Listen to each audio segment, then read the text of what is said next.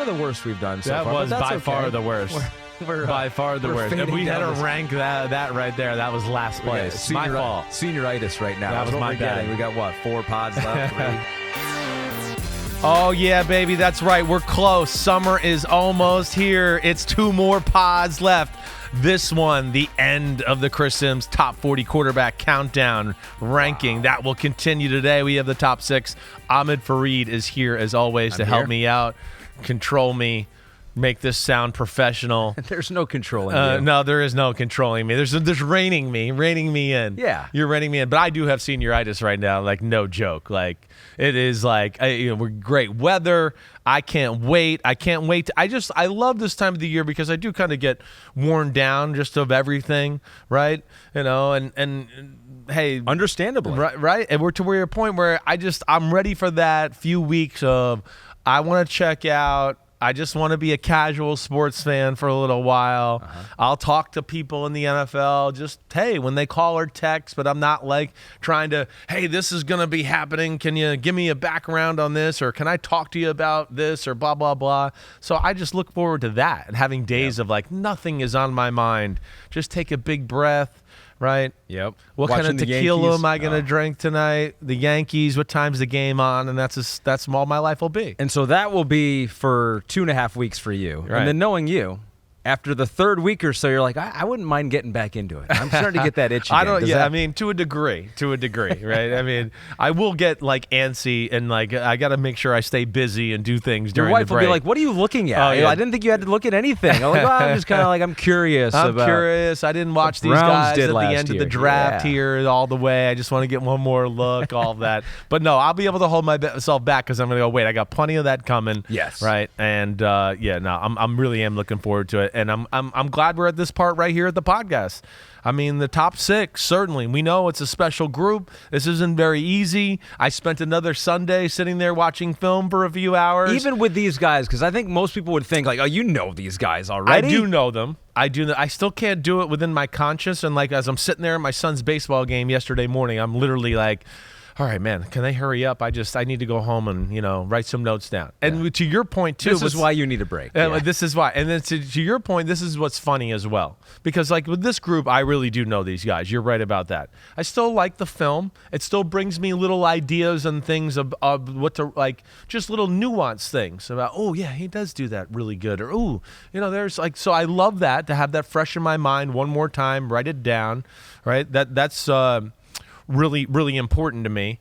But 2, I had another point I was going to make, and I totally forgot what the hell I was going to say. I don't know what the hell it was. It are done. Slipped my mind. We are done. No, but here's the thing. As I start the film and I turn it on, so many of the times, to your point, where like these guys, I'll watch like 3 plays, and it just reinvigorates these thoughts. Yeah. And all of a sudden, I'll be sitting there, and I'm like, wait. I've only watched 3 plays. I've already written half a page here, right?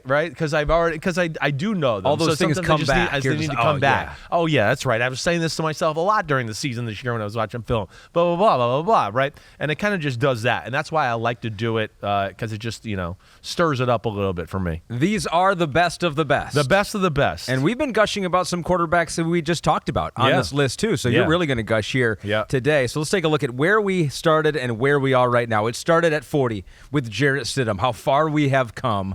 You have the prodigy. Seems like years ago. C.J. Stroud, just added Dak and Jalen Hurts and my guy Jared Goff. And so we've talked about a lot of good quarterbacks. You've said that the NFL does not have a quarterback problem. It does not. I mean, gosh, some of the guys I left off the list, like we've talked about, I mean, there's some damn good players that aren't on here that, I still sit here and go, I don't know. Should Mac Jones have made it?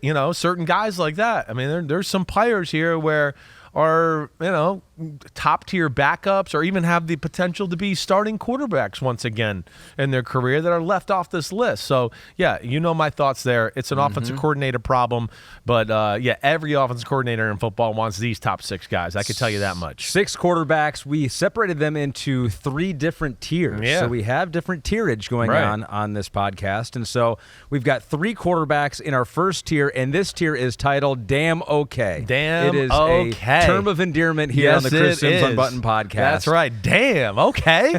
That means you're a baller. That's what it means. There's a lot of things you do during the game where you watch and you just go, damn, okay. Damn. He can do that too. Damn, he can do that too. Well, exactly right. And that's just came from that right there. That phrase, that's what I say when I am watching games or noticing something, and everybody noticed it, and we made it a funny play on words here. You say it a lot with these three quarterbacks. We'll start with your number 6 quarterback, who was number 4 last year, was number 3 the year before. And so I don't want to start this negative, but he has dropped just a touch. But still, he's awesome. Yes. Your number 6 quarterback is? Justin Herbert, the Los Angeles Chargers.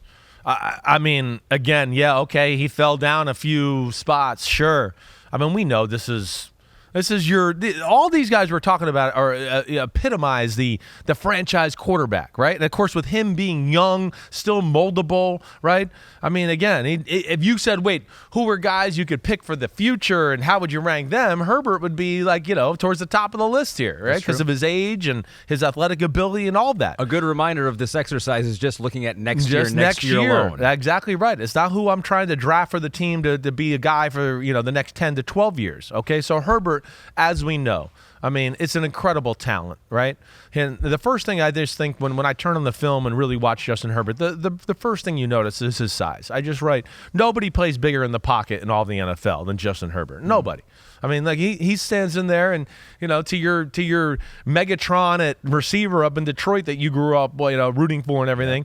I mean, Herbert's kind of like a Megatronish type of quarterback. It's a little bit like RoboCop in there. He just looks like big square shoulders, right? I mean, long arms, nothing around him phases him at all. When there's a pocket, not sure there is more of a machine of a thrower in the NFL than Justin Herbert, right? When the pocket's clean and he can stand there and throw with the proper mechanics, if you told me one guy, hey, we need one guy to hit the bullseye, 99 out of 100 times in the NFL, right? With that clean pocket, Herbert would be in that discussion to go, ooh, I might take Herbert right there. Yeah. Because if he's got a little space and it's all good, man, he almost never misses. I mean, he is a machine. And of course, he has great mechanics on top of that. And we talk about mechanics, right? The ability to replicate something over and over and over is how you become a machine. So that's where he's great. He almost never loses control of the football. You don't see Justin Herbert have a 15-yard out route when the pocket's good and the guy's open and you go, oh, man,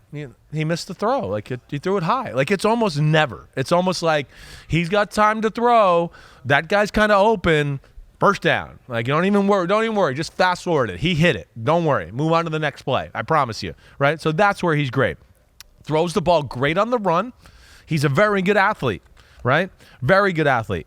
Maybe and as I said, maybe the best pure pocket thrower, maybe the best with people around him as well. A little bit of that Jared Goff in him, right? Where people bearing down on him, whatever, it doesn't faze him. Oh, Chris Jones is about to smack me in the face. Well, Keenan Allen's open. I'm just going to sit here and take it, and I'm going to throw a strike, and then I'm going to get crushed in the face and get crushed in the ground, but so be it. He doesn't flinch that way, let alone where he's a little different than maybe like a Goff that we talked about with pressure and had that conversation. Okay, yeah, if he does have to hop or move, he's a little more accurate, and he can literally be bumped and knocked around at times, and you're like, whoa, he's so big, he might get a tackle or a defensive end that kind of hits him and kind of knocks him off balance, and he's just roar, he stands there again and just throws the ball, throws a laser. So that's where his size is a real thing. You heard me say before, he can throw over the line of scrimmage. He's really one of the few in football where I feel like pockets collapsing in his face, and he can kind of just get on his tippy toes and raise his arm level a little bit and go, I'm going to throw over everybody. That's no big deal. I'm big enough to do that, right? So that's where he's really good too. He's incredibly poised in the pocket, in a chaotic pocket. He's too poised at times, okay? That would be something I would say. And here, if we just get into a negative here, because I'm here at this point. Don't do too many negatives yet. Okay, I'm not going to. Just one right off the bat, negative, just off of that. With wet the or whistle stuff. With it, yeah. Here's to me where he can get better. he has a little bit of I'm a machine, I'm going to be in the pocket, where there's times where I would go, hey, this game isn't one of these let's stay in the pocket forever type games. This game, people aren't open, right? You need to be like 1-2. Hey, I got to get out and make a move, scramble to set up and throw somewhere else, or run all together. I do think that's an area of his game that he can go to the next level in. The backyard department, as we call it here on the Unbuttoned podcast, right? Yeah. There is something there in that to his game where I would say, compared to the other guys we're going to talk about here, the next 5, they all have an advantage in the backyard department. And that's something I think that he can look at and get better at, because he certainly has the physical ability to do it. Herbo-tron. Herbo-tron. Herbo-tron. I like that. I had never heard the comparison to Megatron before. Herbo-tron. I like it. Justin really Herbert, like it, because I like that. I like that comparison a lot. Okay, so let's look at this. I think the narrative here, and Pete notes in our rundown, sure, he makes pretty throws, but call me when he wins a big game. And so yeah, they haven't had that team success. And listen, I take that into account a little here. With this. You do? Well, you heard me say the big game, all that. Some of the guys we're going to talk about in a minute, and I said, listen, you can watch the film. You see them yelling at people, getting on people, okay, so blah, that's blah, interesting. blah. And I've made, the last 2 years, leadership, your effect on your own team, the fear you put in the other team when you walk on the field and all that. To me, that's where Herbert does not meet maybe some of the guys we might talk about a little bit. Are you the man? Can you command the respect? Which I think he does, but does he do it in a way where it can take your team from here to the next level? Is there an aura there yet? We do have a comment from one of his former teammates with Oregon, also Chargers linebacker Troy Dye, talking about Justin Herbert's leadership. Someone asked him about that, and this is what he had to say about it. He's definitely bigger. He's definitely put on a little bit more weight. But I think he's the same. He's always kind of just been an even-killing dude, big-time leader, very not super vocal where he's going to be rah-rah, but like when he needs to say something, he says it. I think his words carry a lot. I think around this building they carry even more weight than they did at Oregon. And he's proven that and he's earned that. And I think that's the biggest thing. And there's no drop off. And that's the thing I love about that dude. He's always the same dude day in and day out, and you can always depend on him. And that's a big factor of why he is who he is. So you got to kind of read between the lines there a little bit. Clearly not a vocal guy, but it sounds like when he does talk, he's the man. Everybody weight. knows he's the man. Does he need to continue to develop, evolve? Because you can go back and forth, say, be who you are. You don't want to be something you're not. Right. Justin Herbert and his leadership, where does that need to get to? I think it's like, being that ultimate field general, right? Being that guy that, every now and then, hey, I don't care who you are. Every now and then, to get where you want to go, you might have to yell at the line. You might have to yell at the receiver. Mm-hmm. Hey, rookie, what the F are you doing, right? Like, why the did you do that? We talked about it 74 times this week during practice. It's unnecessary sometimes. It's a necessity, right? So those are things I think he could get better at. And you don't see necessarily that emotion during the game. Hey, listen, the calmness, the poise, all of that, it's all great. Certainly it is. But I do think there's something as far as bringing a little edge to your offense, to your team from the quarterback position that does hold great value, right? And not everybody does it the same way. Some people bring the edge a different way, whatever. But I do think like Harbaugh, right, hopefully can bring that out in him a little bit. Harbaugh had that little edge about him, right? He didn't have Herbert's talent, but he did have a little bit of like, hey, you're going to listen to me or I'm going to beat the shit out of you in the equipment room later today. He's got the crazy man exactly right. Edge well, there's a little crazy translates in the NFL. Crazy translate. You see Mahomes on the sideline sometimes and he's going crazy after a good or a bad play. The team gravitates toward it. They're either like, whoa, he's about to go crazy because he's pissed, or they're like, oh, he's crazy. Listen to him talking shit to Max Crosby and everybody else on our sideline. This is awesome. Let's go. Mahomes is psyched, right? That's the effect you can have. Yeah. Brady's mother effing everybody on the sidelines and the fans and everybody. Let's go. We're the Patriots. We're ready to play ball. That's part of it. Yeah. That's to me one area he certainly can get better at. And even in that, on the field like we're talking about too, right? Your old quarterback, Detroit, Matthew Stafford, people talked about that with him all the time. Sometimes you need that person to help you. He's not that way anymore. I mean, Matthew Stafford is cussing people out now, cussing his coach out, telling people they're stupid, line up over here, whatever. I mean, he's all over it now. But McVay brought that out of him. Yeah. And then he empowered him, and he makes him, hey, the quarterback position is so important, especially in our team, and all that. And sometimes age too. It's like now he's like 14 years he's older like, yeah, than some I've of thrown these enough guys. for 1,000 yards. Screw all this. I just want to win the damn games. That's right. So all of that, and hopefully Justin Herbert can get that. So it's definitely a piece he's missing. Well, they still love him, regardless of have all that stuff. Right. And Jim Harbaugh. And so apparently the Chargers received and rejected trade requests from the New England Patriots, the Minnesota Vikings about Justin Herbert in the offseason. Like, what are you going to do? You got a high pick. Maybe you take J.J. McCarthy. We know Harbaugh likes him. No, they love Justin Herbert. So we'll take a look at his numbers year by year. Untradeable.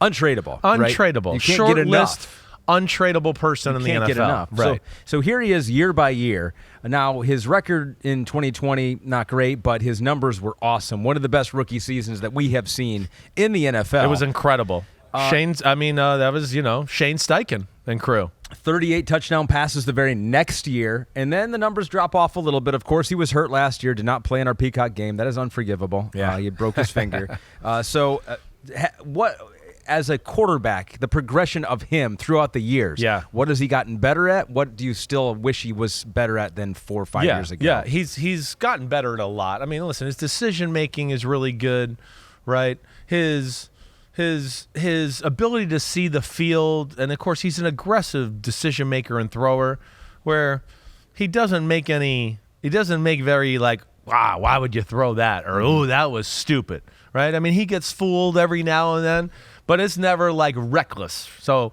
and that's never really been part of his game, I would say, right?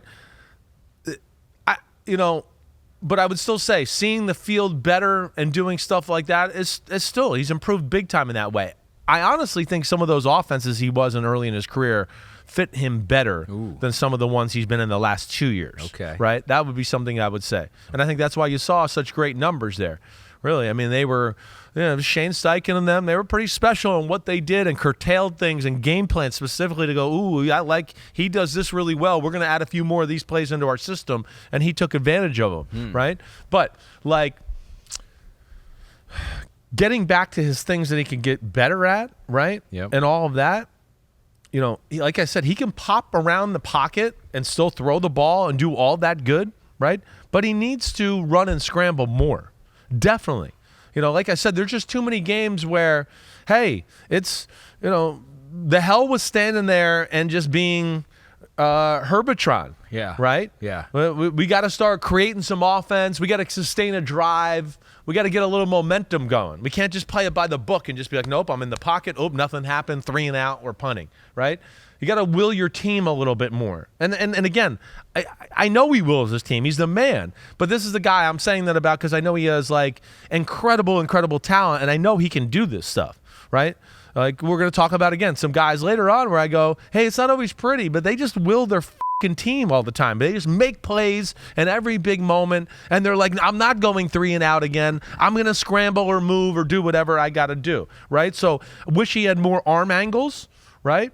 He needs to pop around the pocket a little more instead of being like, wait, I'm just going to stand here and I'm big and strong. I want to be sometimes like, no, hop around and move. This is about to get real tight and your arm's going to get hit as you throw, or you're not going to be able to follow through. So you're not saying you have to leave the pocket all the time, but move around it a little bit better, right? I think that's an area he definitely needs more arm angles. Out of all the quarterbacks we're going to talk about in the top 5, he by far has the least arm angles, by far, out of those guys, right? Again, it's very, I'm Herbo-tron, like you're talking about. I'm obsessed with that name. I'm going to keep doing it, right?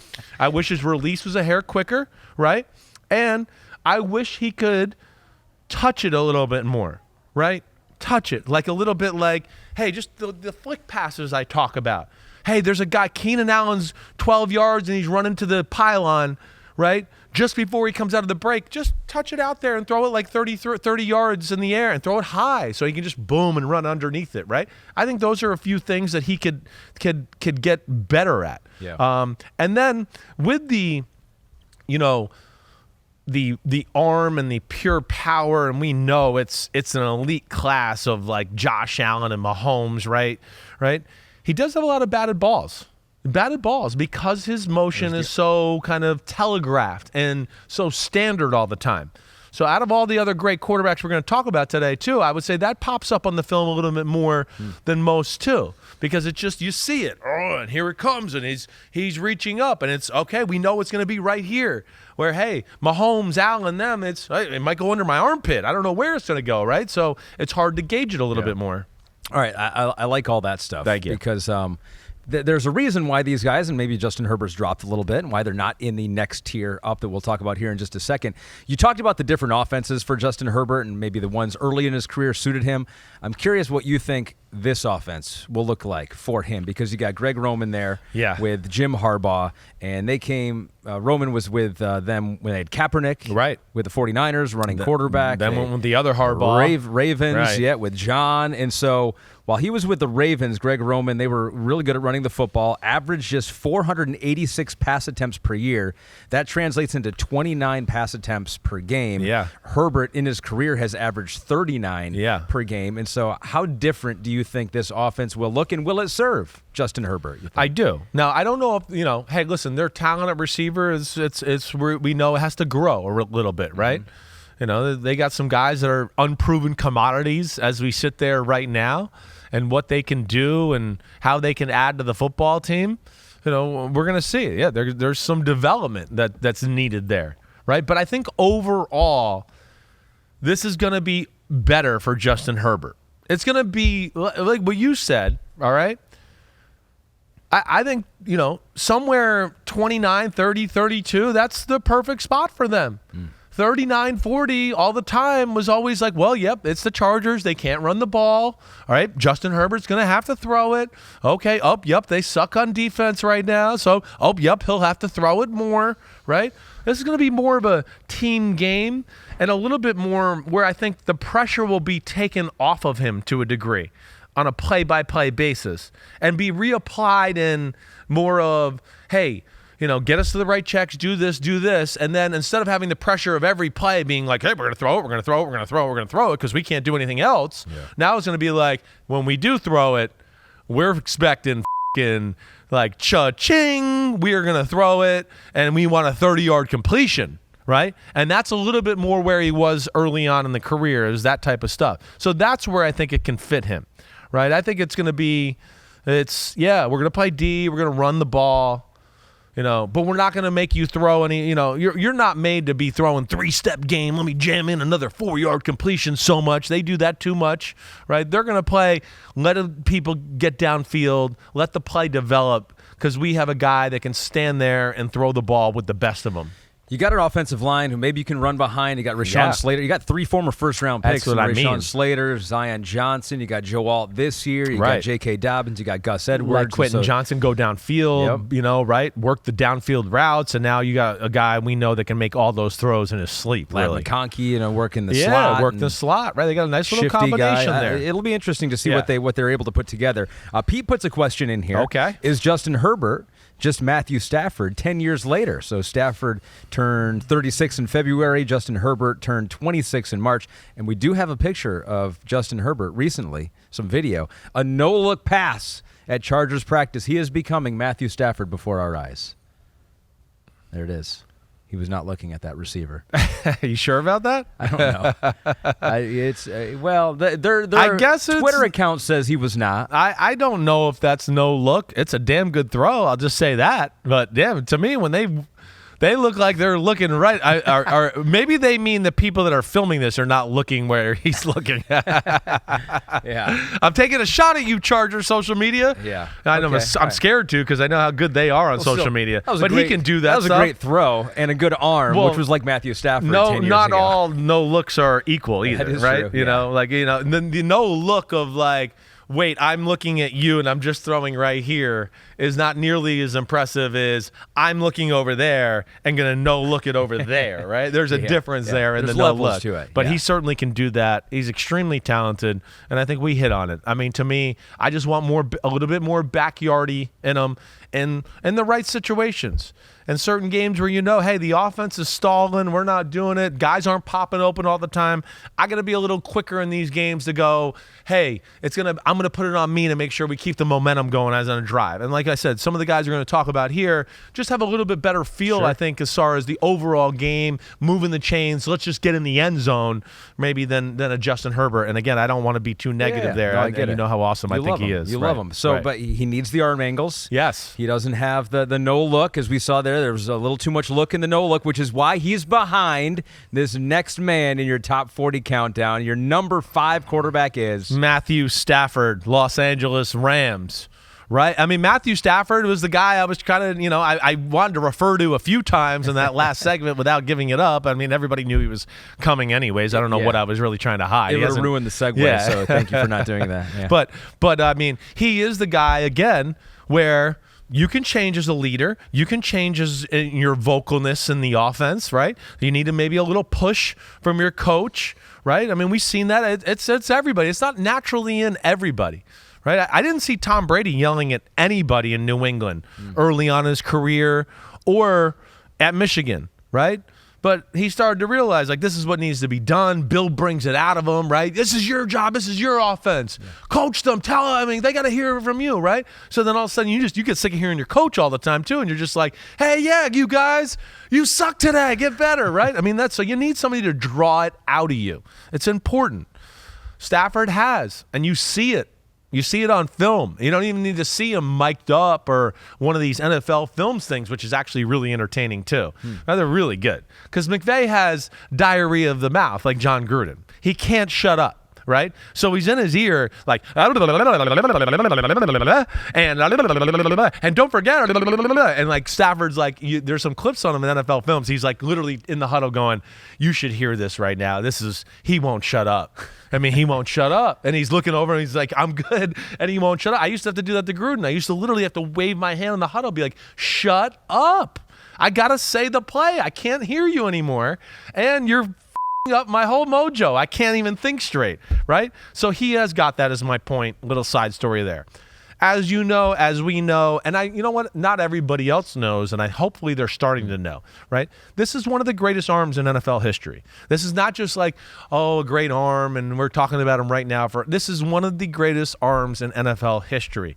Marinos, the Favres, the Rodgers, the Mahomes, right? Josh Allen. Anybody else I'm missing, no disrespect there, but it's in that class of a guy. I think that's where you got to start first off. Also, not only like one of the greatest arms in history, there's a difference here. One of the greatest throwers in history as well. You know me, I'm a little different there. Passer, thrower, all of that, right? Right? This guy has not only just I can throw, flamethrower all over the field and do like lasers and all that, but he's a passer. He's got incredible touch. He's got incredible anticipation, right? I mean, that's what's amazing. He rivals anyone in the NFL, as we talked about, with arm angles. I mean, arm angles, it's him, Mahomes, and Allen. There's nobody else that throws more sidearm, off their back foot sidearm. I mean, maybe even raise it up high, and it looks like a jump hook at times. I mean, he just does whatever he has to do to get the ball to where it needs to go. And that's an ability, that's innate ability. And yes. To do something. I mean, because some people would say, well, just do that, right? These other quarterbacks are athletes. They can throw the ball. Just start doing that. I know. It's like it is a little bit of a gifted ability, and then it's a little bit of like, you got to practice it. You got to practice it. You got to have, okay, I'm going to go out in the field and throw like a machine for an hour, but you should also have like, hey, I'm going to do 20 or 30 throws where I got to kind of move and throw off platform, and hey, I got a guy running at me, right? And I got to throw it underneath his arm and do some of that stuff. I mean, it's a necessity this day and age in the NFL. All it takes for some of these young quarterbacks to never do it again is to do it a couple of times in a game in college or high school, throw an interception. Their coach be like, you never do that again. What are you doing? That's right, too. And you do. You could get scorned that way.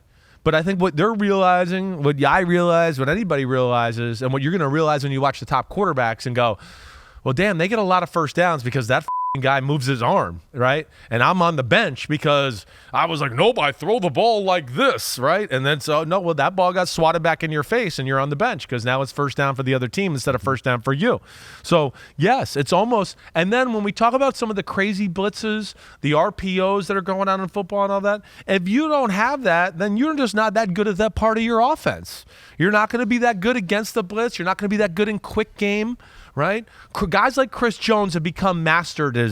Chris Jones can take on a guy man-to-man trying to get to the quarterback and can also see the quarterback's drop with his peripheral vision and read it and go, oh, he stopped dropping. He's going to throw it quick. I'm going to get here and swat the ball like Dikembe Mutombo back into his face, right? So they've gotten to a different level, too, of those guys. That's where it's like the traditional, I'm Phil Simms or Jim Kelly, and I throw like that. You can't do that all the time anymore. You got to have some other things, right? And I doubt your dad referred to himself in the third person like that, but you never know in the pocket. The game was different back then. It was. You never know. Hearing that back there. That was the Bo Jackson era, so they did that back then. Right. So he was. Go ahead. Not to ruin your mojo for my joke, but I just found it funny.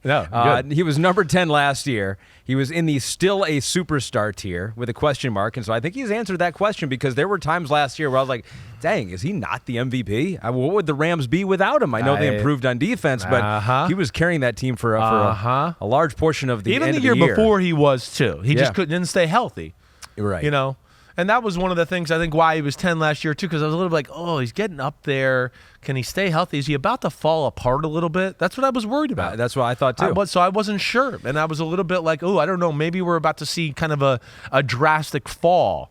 Right? Or like a Matt Ryan thing where we're like, oh, well, he's totally not the same guy he was last year, right?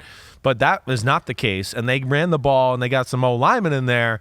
And, he got to show what he's all about once again. You have had respect for Stafford for a long time. Pete notes here, the narrative on him is he won a Super Bowl. Can we blame his disappointing first 12 years just on the Lions? And as a Lions fan, I can say, yes, you can. That's basically you can do what a lot of it. He was awesome. I mean, he was, as I've told you, my second favorite player of all time in the NFL to Barry Sanders. I was like, we have a quarterback. It's such a shame that we don't have a team around him. One of the most disrespected players of this generation. Yes. In my opinion. Agreed. That's what I would say. Which happens when you don't win. When you're not a franchise that loses all the time, it's tough to stand out. And when you don't win, but then you win more than you should because the player's too good, right? We have this conversation all the time, right?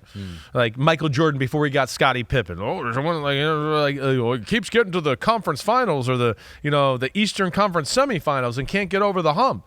And it's like, well, they probably shouldn't even be in the playoffs. They're just there because of Michael Jordan, right? Or LeBron getting to the finals a few times where you're like, this team was like the fourth best team in the Eastern Conference, but they have LeBron. And now they're in the finals and they lose 4-1 and everybody goes, oh, LeBron can't win the finals. It's like, no, nobody three guys in history could have brought that team to the finals, right? It's almost a gift and a curse being that good. That's a good way to put it. There's so many years where I was like, they were on the fringe of the playoffs or they got in the playoffs and lost the first round. I'm going, that team was like average as dishwater. Like, what you guys would expect? Yeah. I mean, there's like a 7. It was a 7-10 or a 6-10 team at the time that were going, whoa, they're 9-7 and they're in the playoffs, right? And it's like, yeah, they're there because of one reason, that guy. And he had Megatron there for a good chunk of that, and so those two obviously were able to carry them. They've just never had a defense, even including last year. It was just like they never had a running game. That was that's a great he never point had too. that. All right, so you have had respect for Stafford for a long time. Mahomes, Lamar Jackson, the only quarterbacks to be in the top 10 each of the past 5 years for you. Okay. So you love him. You respect him. You know who else respects him? C.J. Stroud, your number 7 quarterback. He was on the $1 million worth of game. I don't want to disrespect the podcast. Talking about this very topic, Matthew Stafford. I'm a student of the game. Stafford a dog. He is a dog. No, you don't understand, bro. You saying that. That's all I watch. I don't watch nobody else. I watch Mahomes at times because Mahomes does some stuff that you can't coach. Stafford, dog, he will beat you with the same thing every time. All that no-lick stuff, I got that from bruh. Literally, that's one of my big, I'm a fan of his. And when he's I go to a great LA, quarterback. I be trying to find, bro. But we got the same trainers. I be trying to go to where they working out and just watch. That's all I'm saying. Elite, dog. Like Charles Barkley. Hold on. If you give Matthew Stafford a chance like Aaron Rodgers, I guarantee he might have had more rings for sure. Well, but first of all, C.J. Stroud is built for this time. Like, he is built for the media landscape. You think? Yes. You think he's getting a little too loose. He's gonna get people in the NFL riled up, and they're gonna be like, "Who the hell is he?" I feel like he's unplussed by that. I feel like he would not. No, I don't know that. if he cares either. Obviously, because he's been doing it all. But again, he's gonna piss off Aaron Rodgers there for sure. Yeah. Right. And he's gonna piss off other veteran quarterbacks and be like, "Man, you just got in the league. Who are you to say about Rodgers or Stafford and stay in your lane?" Yeah. Right. He's gonna get that's what he's gonna get is backlash. Right. I just want him to be careful. That's all I'm saying. It's cool. It's great for us. I don't want him to be careful. I don't want him to get boring. Do not get boring, C.J. Stroud. Continue to do what you do. But he loves Matthew Stafford. And he said there, he's like, that's all I watch. He goes, I watch a little bit of Mahomes, but Matthew Stafford, that's basically what he has molded his game. That's what he said in the podcast. I mean, I'm not going to be mad at him. I mean, Stafford does so many great things. Stafford is so good. I'm telling you, like the NFL didn't even know how good Stafford was up in Detroit. As I've told you, when teams were kind of getting in the Detroit was going to maybe trade for him and all that, right? Teams started to study Stafford, all of that. I had people like, dude, I've heard you talk about Stafford and I can't believe you're right. Like, I can't believe what I'm seeing, right, out of this guy. Like, it's the first time, and again, we say all the time, coaches are worried about their own team, the teams they're playing. Sometimes you might go 2-3 years without seeing, a guy on film, sure, yeah. right? Or like, hey, I'm an offensive head coach, and yeah, I know he's doing good over there, but you haven't really dove in and looked at the nuance, and all of a sudden you do that, and you go, whoa, right? That's what happened with Stafford. That's why there was it went from hey, the Rams and the Lions are doing an inside deal to it got out and there was 6 other teams that were like, wait, we've watched film now. We want to trade for Stafford too. Yeah, what would your guy Kyle have done with Stafford and that 49ers team? I mean, to me, this is where the special ones are special, right? Because they can run system and then they can go outside a system and still make it look like it's a system, even though it's no, that wasn't the system. That was just a great play by the quarterback, right? That's where they're great. And that's sometimes where I think these guys get a bad rap, right? Oh, I don't you don't think Mahomes or Josh Allen couldn't listen to Kyle Shanahan and take that game plan on the field? Sometimes I think people think this group of guys we're talking about here, they can do all that stuff, right? So don't forget that. There's this special. You know one of the things I wrote about this dude? He's almost like the Phil Mickelson of football, right? Where he got every club. You know how Mickelson, you see him hit it with the upside down wedge, and he hits it up in the air and it spins backwards, and that's him. I feel like he's that guy. Oh, I'm behind a tree in 7 feet of grass. Watch this. I'm gonna play it off there, and I'm gonna swing like this, and I'll spin it over there to get it done. He's kind of that guy. At this point in his career, right? The mental feel for the game, the mental and the feel for the game through experience, and then the elite arm together, it's all peaking together right now, where he is right now. He's next level in what he sees on the field, where the problems are coming, how to avoid a problem. Oh, I'm about to be hit. Let me just put the ball in this spot. Oh my gosh, he completed it. Are you kidding me? That's insane. There's so many of those plays on film that it is insane. It really is, right? He let me see where I left off here. I talked about the leader. He's found the asshole in himself is what I wrote down as my technical term there. And then other than Mahomes or Allen, knows how to play a game or execute a play under pressure better than anyone, right? Just to execute the play. Wait, I got pressure. Oh no, the play's not going to come into total fruition, but I'm backpedaling and I'll throw a sidearm to Tutu Atwell for a 12-yard out route. And you're like, what? Oh my gosh, that was the perfect defensive call. The defense should have won, and it's first down for the offense, right? Yeah. Those 3 guys have so many of those plays where you're like, there's no way the offense should have won there, and they win. And that's because of their great talent and their brain, their brains. Also, because I know you want to interject here, let me just do 2 more things. The confines of the pocket, right? He is up there with, when I mean by that, throws within the confines. There's one guy that's better, and we'll hit on him in a minute, all right? But when I mean I got to move in the pocket. I'm not scrambling. I'm not running, right? But I've taken a deep drop, and now oh, I got a little pressure, and oh crap, I'm kind of starting to run. I see a gap, but as I'm starting to run, I see Cooper Kupp 25 yards down the field. And I'm still in the pocket. Yeah. And I'm kind of just all cockeyed, but no big deal. My arm's awesome.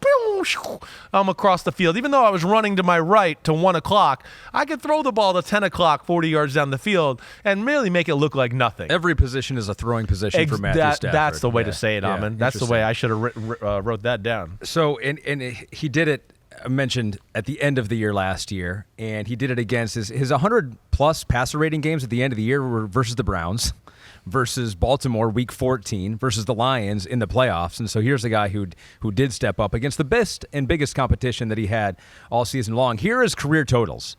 11th in passing yards all time, 1 spot ahead of John Elway. 11th in passing touchdowns, 1 spot ahead of Hall of Famer Fran Tarkenton.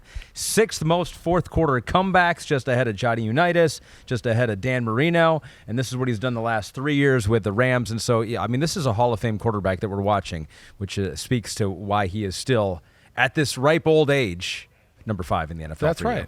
He's a Hall of Famer for me. You know, first ballot, okay, maybe not. We know that. Maybe he needs to win another Super Bowl, have another appearance, something like that. But there's no doubt that he's a Hall of Fame type of talent, and his career is better than people realize when you just got to unpack it. And then we always talk about, context matters. And those teams he was in Detroit weren't that good, and they didn't help him all that much, right? He's not perfect, right? He can't scramble.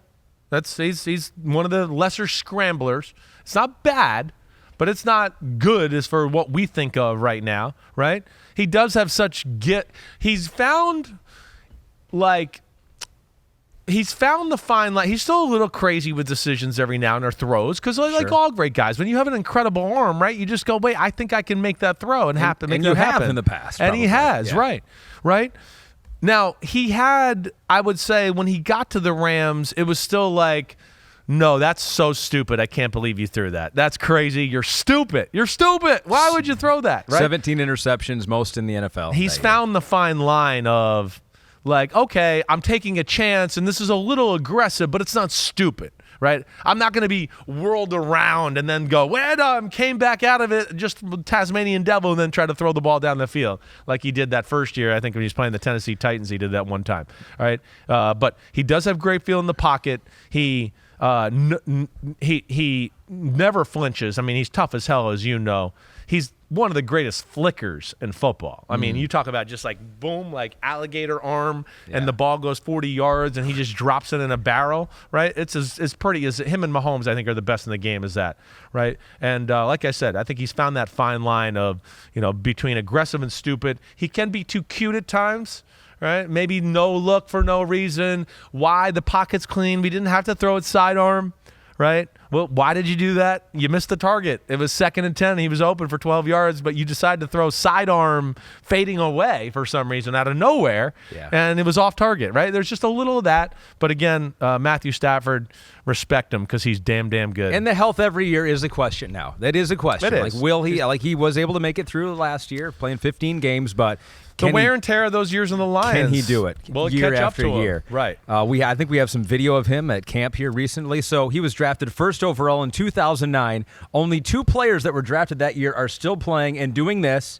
Matthew Stafford and Jets punter Thomas Morstead. Wow. Morstead's not doing this. No, he's not doing any of that. You see, look, what did we just talk about? You got to practice this type of stuff. You got to practice it.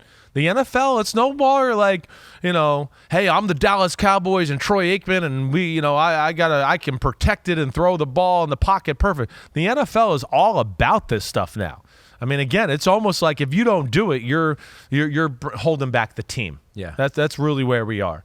And of course, he's really special at it, and you got to work at it. Yeah, if you get sacked by a green ball, you have no chance against Myles Garrett and exactly CJ right. Watt. So get out of the way of that Right. thing. Matthew Stafford, my love, number 5 in your top 40 quarterback Yeah, rankings. Stafford. You have one more quarterback in the same tier of very, very good player that did a whole lot. Maybe some people think this guy will be higher, but no, he's number 4 for you. You like him a lot. You were high on him in the draft. You said this guy should be going higher than he was being taken. You've always been high on him. Your number 4 quarterback is Lamar Jackson, the MVP, Baltimore Ravens, right? I mean, Lamar Jackson, what can you say?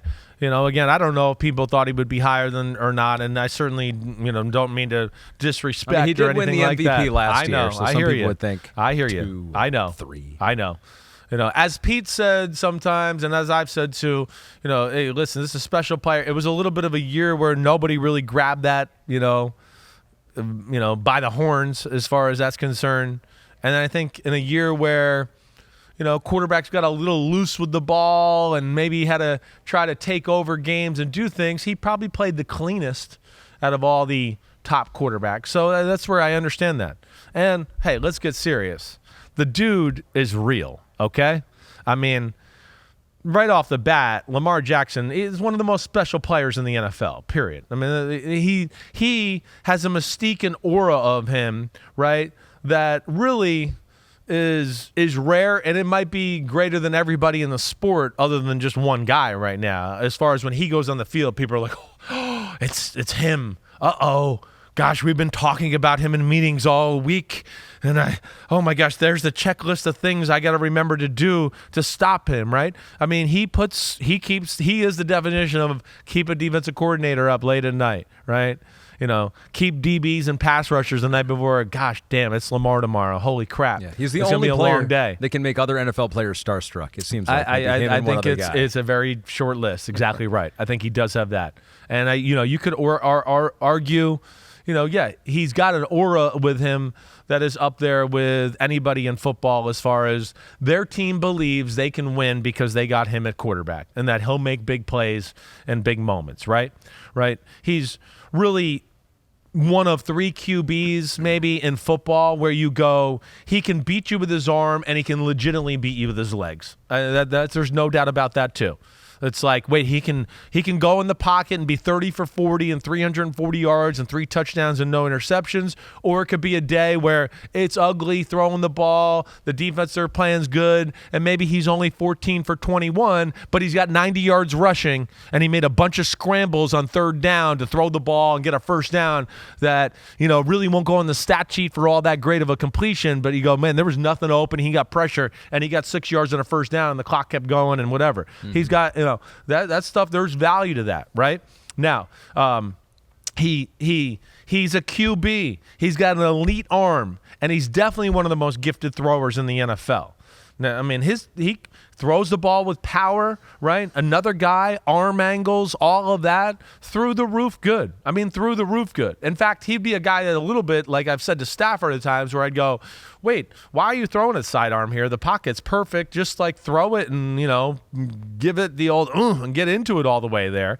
But that's how gifted he is. He's got great power. He's got great touch. He can flick it like we talk about, right? And he can make high-level throws in awkward positions. It's up there with anybody as far as that's concerned, right? When I talk about Mahomes, Allen, or Stafford, I think that's where they're really incredible. Like feet are split apart, leaning away, and I got to throw it all the way across the field, and I'm nowhere near lined up being able to throw this ball properly, but I could still get it done. Yeah, he's great that way, right? Great in the pocket. He's great in we know his running is next level, but he has got to a point in his career where he does not look to run too quickly. He does not. Now, can he watch the rush too much at times? Yes, there's games where he watches the rush too much when you go back and watch him. But as far as overall pocket play, he does have great feel in the pocket, where to slide. He can extend those plays that we talked about with Stafford within the pocket at times to still find completions, right? And then, if he does get out of the pocket, of course, he's a phenomenal thrower on the run and making plays that way as well. He was 5 for you last year, so he has moved up 1. And in fact, this is the highest that he has ever been in your top 40 quarterback ranking. So Lamar moving up after an MVP season, his second, like we mentioned before. You look at the numbers for it, though, and it was a career high in passing yards for him last year. But they did throw the ball a little bit more, 24 touchdowns to just 7 interceptions. That first MVP season, that was through the roof. Really good. special. Right. 36 touchdowns to just 6 interceptions that year. So is it safe to say this was his second best season? I think it probably is. In the NFL? And most importantly, he was asked to carry the team a little bit more with his arm. also, this was more of traditional, sustainable offensive look. That was, again, let's not forget, he's young. That offense caught the whole league by surprise to a degree. Nobody had ever really seen anything like it to that extent. I know we had Kaepernick with the 49ers and Greg Roman, but, this was like another level of that even, right? It was like, hey, we've had 6 or 7 years now to add to that offense, and we got Lamar, who's even a better runner than Kaepernick. Holy cow, we can do that type of stuff there. Yeah. But, yeah, he continues to improve, and I think the big thing with, last year, too, is he stayed healthy. Let's not forget the 2 years before that, he missed the end of the season, and one of those years they went to the playoffs without him. So that's another big accomplishment, and the fact that he could stay healthy and he's playing the game more in a traditional way at the quarterback position. It's not totally traditional, but he continues to be awesome in the pocket, a great thrower, and a pretty damn good decision maker at that as well. The narrative on him, MVP caliber. But will he ever reach the mountaintop? So much like Dak Prescott, much like Matthew Stafford before he went to the Rams and won the Super Bowl, the question is going to be, can he win the big one? Can he win in the playoffs? Now, in the playoffs, he performed very well second half against Houston. He did not perform as well in the AFC Championship game, but you can blame that more on the game planning than Lamar Jackson himself. Can he execute and be surgical in those type of games? That's our last piece we need to see. Those big games where defenses are exotic and they're talented, right? And now we got to be – it can't just be, I made a big throw to Zay Flowers here and I had a big scramble. It's like, no. These guys are good, and we're going to have to go like on some drives where – you're in the pocket, and we're going to have to make like 7 top-notch decisions and throws consistently. Maybe none of them are great highlight throws or anything like that to get down the field and work it down the field that way, right? That would, to me, is where we're going here, and you're leading me in the right direction, right? If I had to get into the negatives with him, is that he plays too much one-on-one ball. Too much one-on-one ball. Oh, this guy's one-on-one. I'm just going to throw it to him no matter what. And I just want to. There's a time and a place for that. It's not always just like, hey, I know my guy's good and we're just going to throw one-on-one. They don't have Jamar Chase over there or Tyreek. Then you do that all the time. They have Nelson Aguilar. Right. They got good, but I don't know if they have that guy yet that you just go, oh, he's one-on-one. We're definitely throwing to him no matter what. I think there's a little too much of that. You heard me with the rush. The rush for sure. There's moments where he can go, and a lot of these top guys can be like this. So this is not just negative on him. Sure. But he can be, yes, you have moments in games where you go, oh man, his eyes are not downfield, right? And he is totally looking at the rush too much. Now, he's one of those guys too that has that gift of being able to see the rush and get completions down the field, right? And that's incredible. But what you see really in the games he struggles and stuff like that, again, and this has kind of been a thing for 2 or 3 years. You've heard me talk about with this other guys. Hey, the game's crazy. Blitzes, Spags coming with blitzes you don't know where. You got to be prepared. What's your what-if plan? Wait, what if this comes and I'm not prepared? Where can I get the ball out quickly and get it out? Maybe get a completion or just avoid danger and not get sacked, right? Get something positive out of the play. I think that has been an issue, and I think that continues to be something he can improve on in that area, avoiding those bad plays, right?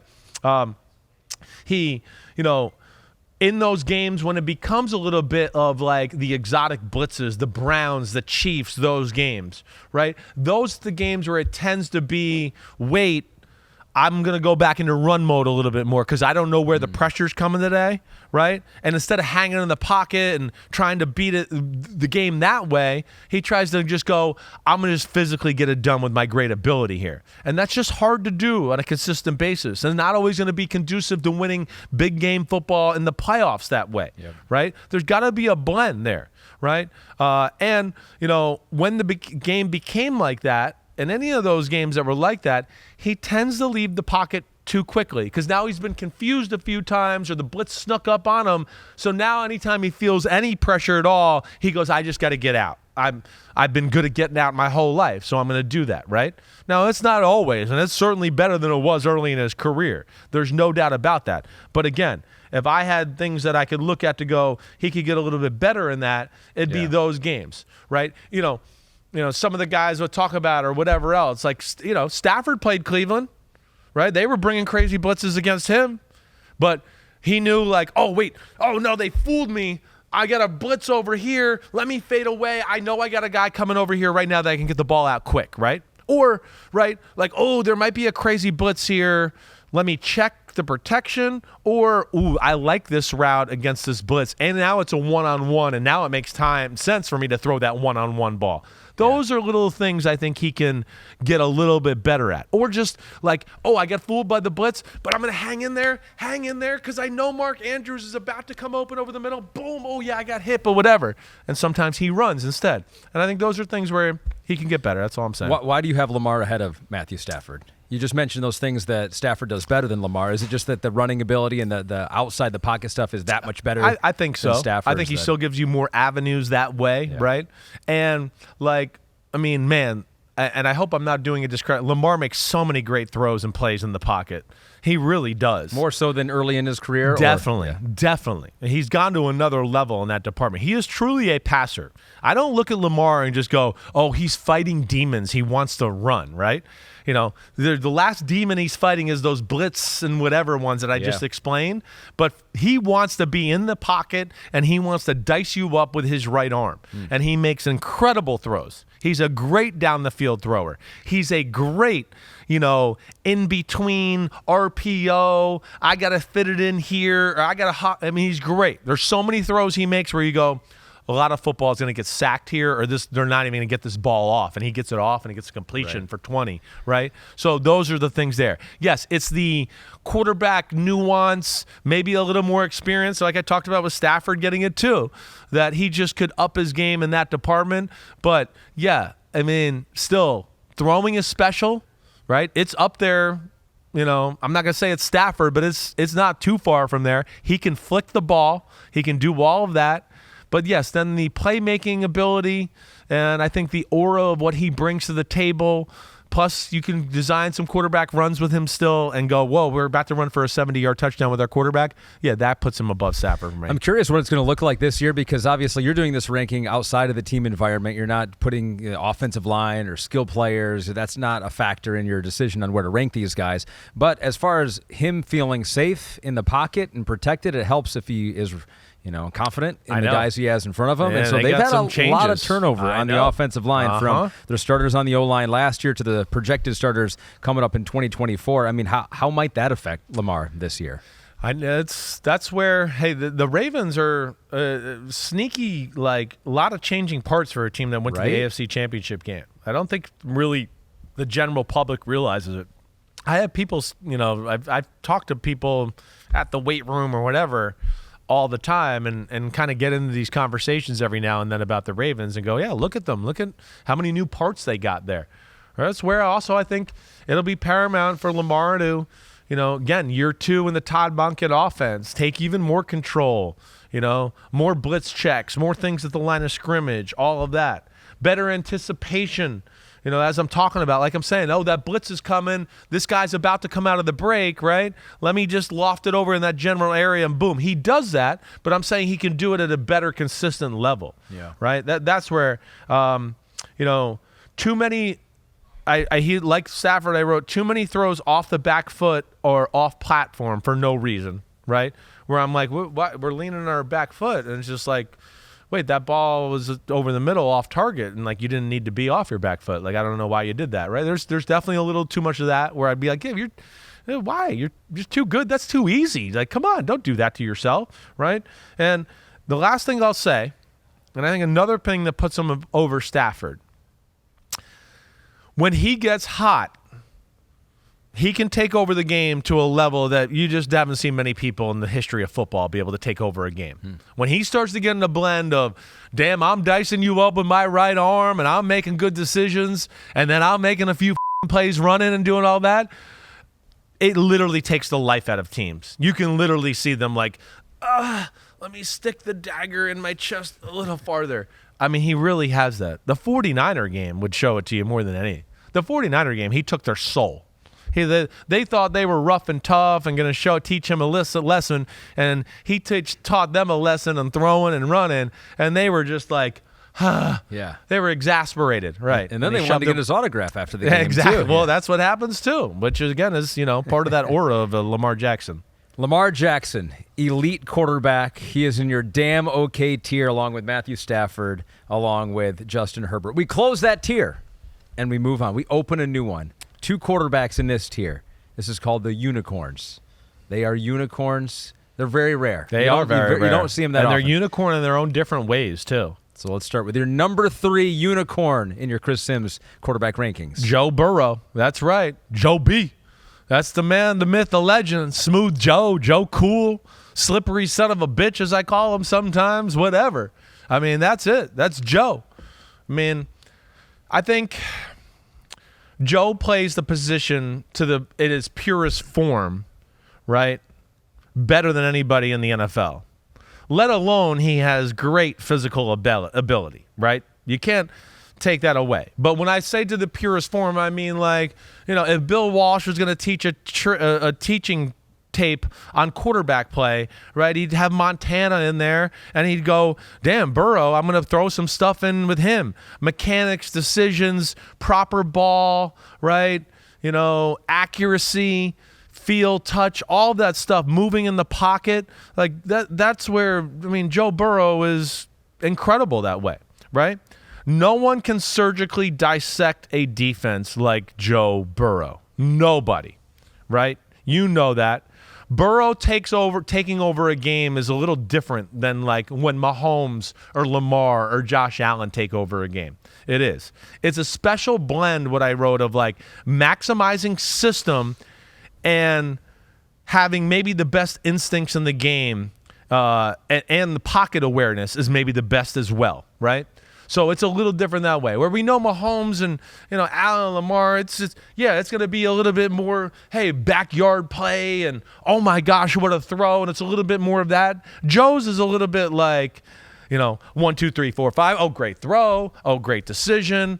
Oh, man, he was under pressure. Oh, but damn, he got it out in the right spot. Oh, he made the guy miss and scrambled for 8. Oh, damn, he does get out of the pocket, and he can throw the ball on the run, too. Let's not forget. Oh, shit. Joe just felt the weak side linebacker take a step to the right by 4 inches too many, and he went 1, 2, 3. Oh, wait, that guy's open over there. Boom, and gets it to him, and he gets 9 yards. And you're like, what? How the did he see that already? How did he get through his reads that quick? As you heard me say, even when he came out in the draft, he'll go through reads and stuff where I just go, I don't know how he saw it all so fast. And he's already in the position of throwing the ball to the guy. And I'm like, I'm still looking at the first 2 reads going, wait, why? Oh, he's threw it. I mean, that's where he's crazy, okay?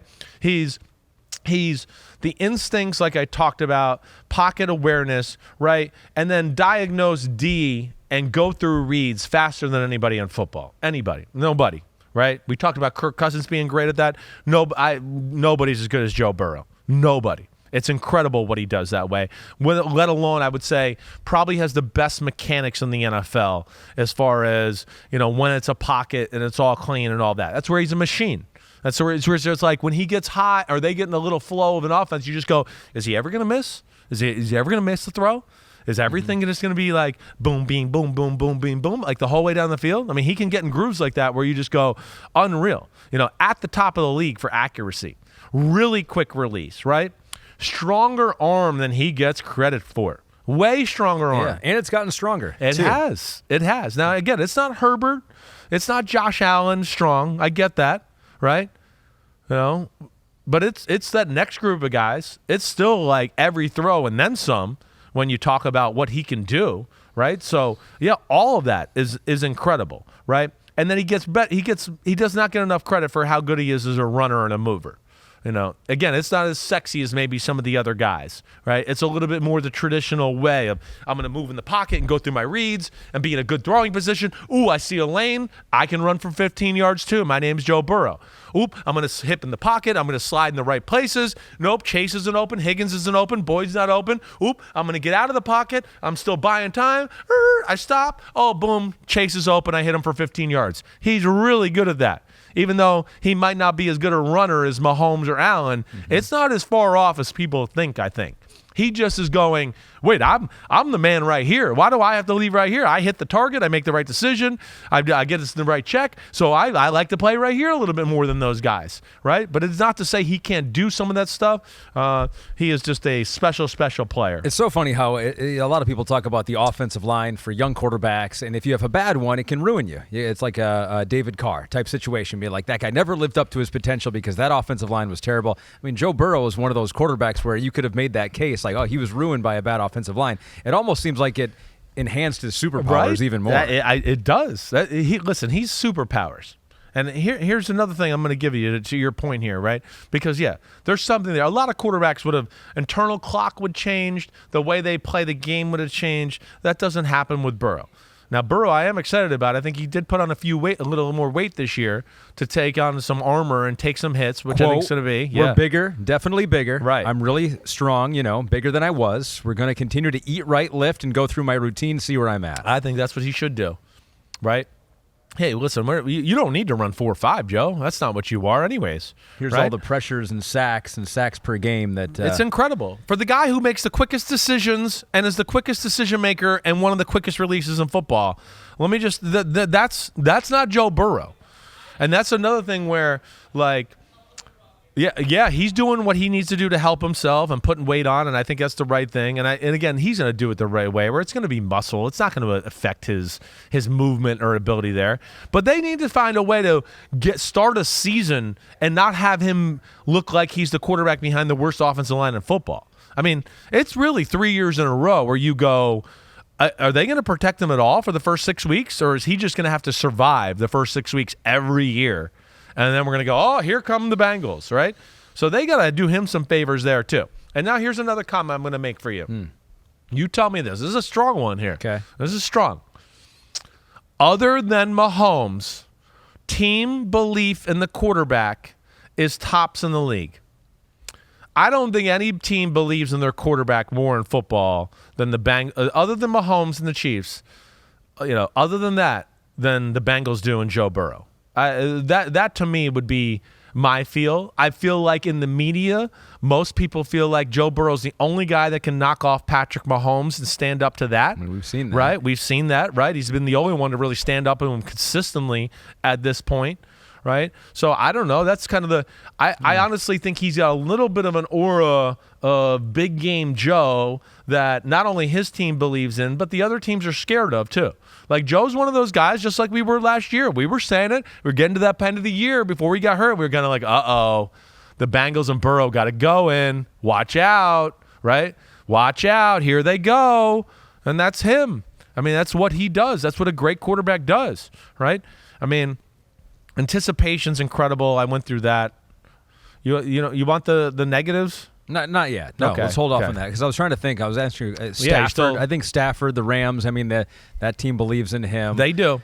I don't think it's Joe Burrow believe, but I think it's up there. Aaron Rodgers. I think the Jets still got those young guys. Believing that he can come back. He's got them fooled still. Come back off that Achilles. I hear you. They do chant the name of my quarterback Jared Goff in Detroit. Amon-Ra St. Brown got that started at the draft, and so they're doing that as well. But I would agree with you. I think that when Joe Burrow's on the field, that whole team feels like they have a chance to win any game that they play, including against Patrick Mahomes, as they have done in the past. The narrative that Pete puts in a rundown on him is Joe Cool, and he's the only one who can beat Mahomes in the playoffs. He was number 2 last year for you in the Hall of Game tier, basically future Hall of Famers. Yeah. Has been top 4 in 3 straight years for you. Now, the one thing that keeps holding him back is these injuries. Exactly right. He's training camp interruptions. He's the wrist last year. He had the knee after his rookie year. Appendicitis. He had his appendix removed. The calf. Emergency at one point. Calf. That's right.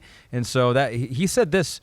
COVID-19 that first year too. Hasn't had a full offseason. So he said this about the mental challenge of the injuries. He goes, "This has definitely been one of the most challenging parts of my life for the last several months. But we're getting through it, continuing to improve mentally and physically every day. So it's definitely a challenge and a process." He's had to go through something like this basically every year of his pro career. Every year. I mean, training camp is like almost like the curse for him every year. It's just like, well, what's going to happen bad to Joe? And he is taking days off now. I think they're trying to manage him. This early in the. We're in the summer. We're not even in summer yet. So they're going to say we don't need him out there every day. Although we do have some video of him out there practicing, but they're going to take it easy on him, I'm sure. Yeah, they're just, I think, slowly ramping it up as they go here. right? I mean, he had the little wrist forearm surgery. I'm sure they're trying to take it slow there, too, to make sure, again, you don't get tendonitis, something feels weird, whatever, right? So they're doing it the right way. They know who the man is. I mean, listen, Joe's the man. Joe is absolutely the man. When you go there into Cincinnati, you'll know it right away. There is a guy that's leading that team that everybody believes in, and you feel it all through the facility and the organization, right? Burrow's special that way. But I think when you talk about negatives, you hit it, right? I mean, it's stay healthy, okay? And here's my other one. One other one. Don't be so patient. Don't always wait for the system to figure it out. A little bit like Herbert, right? Maybe not quite to that extent, but, there's games where, like we talk about early in the year and stuff like that, where, hey, he's trying to be patient, play the position the right way. Sorry, I'm getting distracted by the hair. His hair, I know. He's got some hair flow going right now. I know. He's going for GQ pass. Man of the Year over here. Yeah, the team's huddling around him. But that's where I think he can... Sorry, excuse me. Go back to what you were saying. Some of those games where it's just ugly, I think he's a little too okay, I'm going to get a completion here. I'm going to play it right, get the ball out of here. Hey, no negative plays where I want to just go. I think there's some of them hey, Joe, you got to go above and beyond here. You're going to have to leave the pocket a little bit. It's not a day where you're going to be able to go through 4 reads real quick. The Browns are on your ass in a hurry. So you got to go 1-2 and make something happen and kind of jumpstart the team that way a little bit, right? That would be my only thing. He's sometimes a little too patient for the system. We'll figure it out on the sideline and we'll figure out the right way to attack. And you're just like, well, okay, now, but we're in, it's quarter 3 and you're down by 17. I'd like you to try to make something happen a little quicker than that. Again, it's not big adjustments with these top guys. That's for sure. They're pretty special players. I'm trying to see here too, because he won comeback player of the year after he came back from that knee injury. I mean, he only played 10 games last year. Is he the favorite to win comeback player of the year right. again? I didn't even think about it, but he could. Does he qualify? That's like the nebulous award where you're trying to figure out. I feel like are a team that is going to be on a mission here, right? And definitely a team that I, in some ways, early, not even wrap my head around it, think about maybe like making my AFC Super Bowl team this year. Definitely the Bengals coming to my mind there. Aaron Rodgers is the favorite. Joe Burrow is second. All right. Kirk Cousins after that. Okay, damn, yeah, there's a pretty good list to this year. A lot of quarterbacks who were hurt last year. Right. This is that's what we should say this year. Whichever the first quarterback to get hurt, be like, hey, early front runner for comeback player of the year next year. Get your bet in now. So Joe Burrow, your number 3 quarterback, was number 2 last year. And so the number 2 guy was number 3 last year. We have a flip. In your unicorn tier. Your number 2 quarterback is Josh Allen, my boy Blue. That's right. Josh Allen, I mean, he is the Buffalo Bills. We know that. He is, right? I think the first thing, and I said this to you before we started the show today, right? It's the most physically gifted quarterback in the NFL. Right, and I don't say that lightly because, we know there's some ones that are really gifted right now. It's the strongest arm in the NFL. It's one of the best runners in the NFL. And, he can play QB too, and he never gets hurt.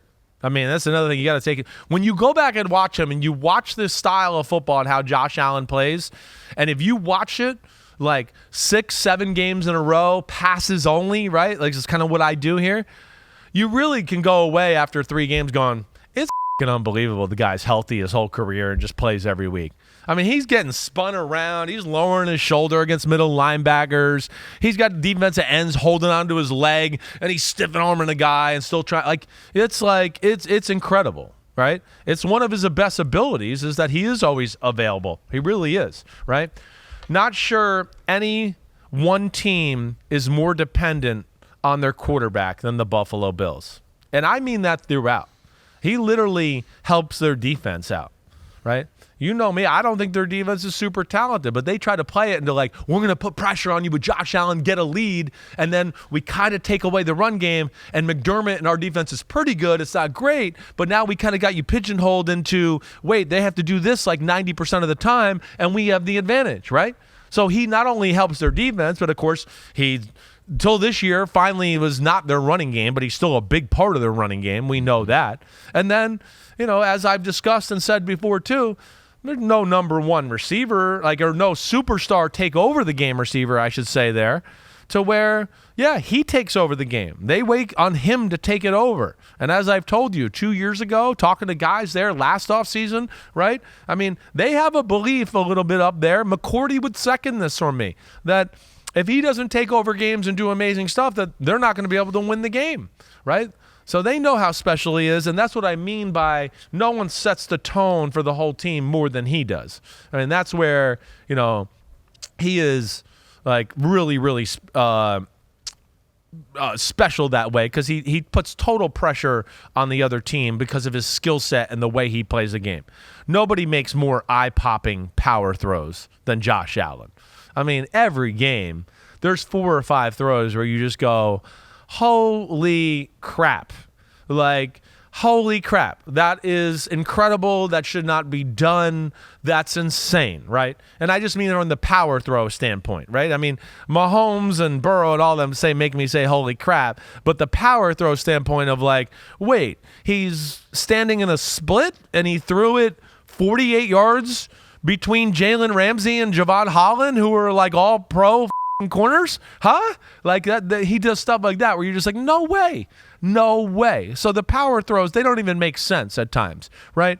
The arm angles, right? They're, as we talked about earlier, it's up there with anybody in football, right up there with Mahomes, and he's got an incredibly fast release too. When he needs to, like, oh gosh, I'm about to get pressure or someone's there and I got to get it out really quick, I mean, he can really get it out quick. Yeah. Those are definitely some of his strengths. Anything you want to interject with here? Well, yeah, I'll give you a break. Yeah. So it's like you compared Matthew Stafford to Phil Mickelson, right, the golfer. I almost feel like Josh Allen is the golfer that just has more clubs in his bag. It's just like he is the guy that's like, oh, I didn't even know he had that. I didn't even know he made that club. It's just like he can do anything in any situation. If he needs to be the power guy, if he needs to be the finesse guy, if he needs to be the running guy. Yes, sir. He can do all of that. Lower my head and get 1 yard guy. There's no doubt. There's no part of the game where Josh Allen cannot excel. No, exactly right. I mean, could he maybe be a hair better of a touch thrower? Yeah. Does Stafford have that over him a little bit? Yeah, sure. He could be better at it, but it's not like you're like, oh my gosh, he's leaving throws and plays on the field all the time, right? Without doing that. No, he really that and then some. Like you said, he's got a driver in the bag where it's like, wait, that's not a driver, that's a double driver. I don't know what that is. I mean, that shouldn't be allowed. You have too many clubs, sir. Right. We're eliminating you. So Stephon Diggs said this about Josh Allen here recently. I think a lot of people were curious what he was going to say because it seemed like that relationship was sometimes rocky, not good. Josh was and still is my guy. This is Stephon Diggs now talking. He really embraced me. We spent a lot of time together. I probably wouldn't be right here if it wasn't for him. And so he realizes it, and even in going out the door there, what he meant to his career, even if they weren't even Stephon Diggs' best years of his career. I mean, there are some pretty good years there, but he didn't look like the same dynamic guy at times, but he still feels like Josh Allen was his guy and took him to new levels that he would not have been at without him. Definitely. I mean, they were one of the special combinations in all of football, right, for a few years. I mean, we were talking Bills Super Bowl window, Allen, Diggs. I mean, that was the conversation. So, of course, he did a lot for Stephon Diggs, and it's cool for Stephon Diggs to give Josh Allen that credit. I don't know how things ended. Obviously, if Stephon Diggs got to be a little bitter about Buffalo, and they obviously wanted rid of him too, but I don't think there's any denying that was one of the more special combinations in all of football the last few years. Can we get into the interceptions? Yeah. Okay, you ready for that? Yeah. So the interceptions are going to be something that everyone brings up on him, and you've talked about interceptions before with a quarterback like Jimmy Garoppolo as like full Tropic Thunder in some games. Do you see Josh Allen as having that about him at times? Because he had 18 interceptions last year. Quarterbacks with the most interceptions last 3 seasons. Josh Allen is number 1 with 47, although does have 100 touchdown passes, so you got to factor that in as well. Started all 19 games last year, 18 interceptions. He had 5 games only without an interception. Now, 2 of those games were his 2 playoff games, too. But how do you see the interceptions in Josh Allen? Well, like I said, and leave this up there, that little graphic there. One, like I started off, nobody depends on their guy more than him. I mean, I could show you drives during the year and go, like, literally the offense and the system did nothing for them this whole drive, and they went down and scored a touchdown. And there was nothing open, and it wasn't like he is doing anything like, oh, my gosh, this is stupid. Why is he doing this, right? So, there is a little too much of a burden on him. right? Now, can he lose his way with looking for the big play and being too aggressive? Yes. There's no doubt about it. Like, there's some times in games where I think he gets impatient. They're stalling a little, and you're like, no. The underneath guy's open here for first down. Don't be impatient just because you guys didn't score the last 2 drives, and now you're going to look for 50-yard throws every throw, right? Or the power throw, right? So there is a little of that, let alone, as we know with a lot of great throwers, they just think they can fit the ball into every situation, everything. But there's something to take here. I mean, again, Stafford turnovers. Oh, that's right. He won the Super Bowl 3 years ago. Oh, Mahomes second on the list with turnovers. Oh, that's right. He won the last 3 out of the last 4 Super Bowls. Oh, that's right. Okay. Right. I mean, how do you explain Mac Jones? Burrow's on there. I mean, again, the great quarterbacks, and what you've heard me say, and this is one of our themes of our podcast, they play to win the game. They don't play not to lose. They're going to go for it. It's my problem with Aaron Rodgers and some of the quarterbacks we've talked about, right? It's all about, that's risky. I might get blamed, right? Josh Allen's going to go down fighting. Now, he needs to figure that fine line out a little bit, and that's where I think the offense and running the ball for him a little bit and helping him will take the burden away from him. I think that's the hard part. We saw Dayball reel it in. It wasn't the issue with Dayball. Let alone, here's another fact I want to just throw out there. Yep. Nobody scored more touchdowns in football since he took over at starting quarterback than Josh Allen. He's got more than Mahomes, like by a significant amount, right? I think it's 2019 and on or something like that, right? I mean, it's from that point on, or when Mahomes started, or they both started, he's got more touchdowns in football from 2019 on than anybody, or maybe 18 on. I'm somewhere in there, but I know I'm right about that. Generally, depending on what, we'll figure out where you are right, and then we'll start the counter there. It's. I'm pretty sure with him and Mahomes, and when they both started together, he's got more touchdowns total. Now, of course, some of that's rushing and all that, right? Sure. But you're going to deal with that a little bit. Okay. Well, and I think that's the thing too. It's like you always talk about eliminating the bad, right? Eliminate the bad, but okay, in doing that, how much of the good will you take away too? Yeah, right. You don't want to take too much. You don't, and they are who they are because of him and the aggression and all of that. But there's a few that certainly every year, right? I mean, that I can look at and go, like, come on, man, you're too good to do that. Why would you throw that? All right. Some normal interceptions that are going to happen. Sure. We got that. But there's a few boneheaded ones, right? I think that's the thing that you say. Let me just see if there's anything else I want to, it can be a little bit, like I said, looking for the big play or take over a little too much, which I think can lead him into the mistakes. There's no doubt about that, right? But at the same time has the ability of, when nothing is working, he can physically take over a game as good as anybody in the NFL, right? I mean, that's the big thing. That's where him and Mahomes shine. You can literally watch quarters and go, there's nothing open and there's nothing, and they're going down and scoring touchdowns. Like, what? Like nothing's working, but it's working, right?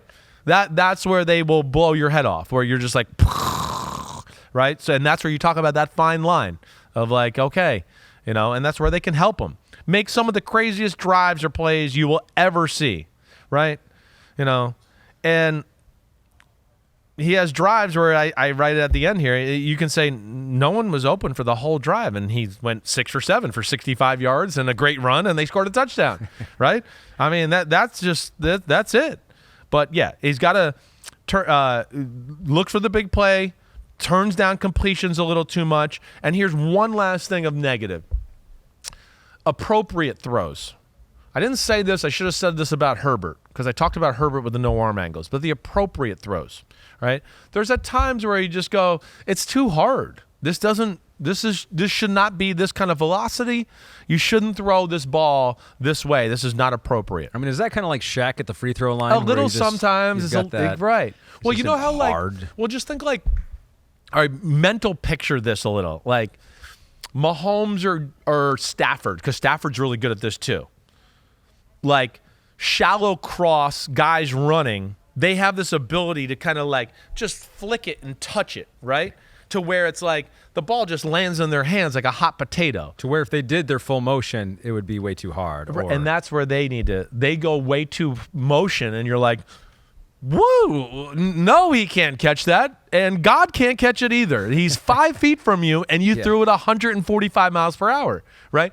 And not to say they do that all the time, but that's where Stafford and Mahomes are just like incredible with that little flick touch of like, oh, wait, 1, 2, 3's not open. Oh, I'm getting a little pressure. I got a back pedal. Oh, there's the back coming out of the backfield. I know I can't throw the ball hard to the back and he can't see me all the way. Let me just like almost lob it to the spot he's about to run to, and all of a sudden they just turn around and is there and they run for yards, right?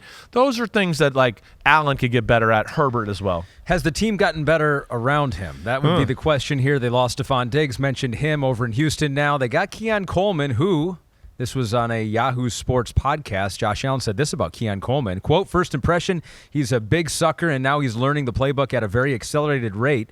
His football smarts and instincts are as high as a rookie as I've seen. So how about that? That's high Keon praise. Coleman out of Florida State, Michigan State before that. So you got him, you got Curtis Samuel, you got Mac Hollins, you got KJ Hamler, you got MVS there, you got Chase Claypool. So you got a lot of names and some guys who we thought maybe had some talent, all hodgepodge together now on one team. I think they have more of a chance of being scary, like explosive. That's where I kind of look at it.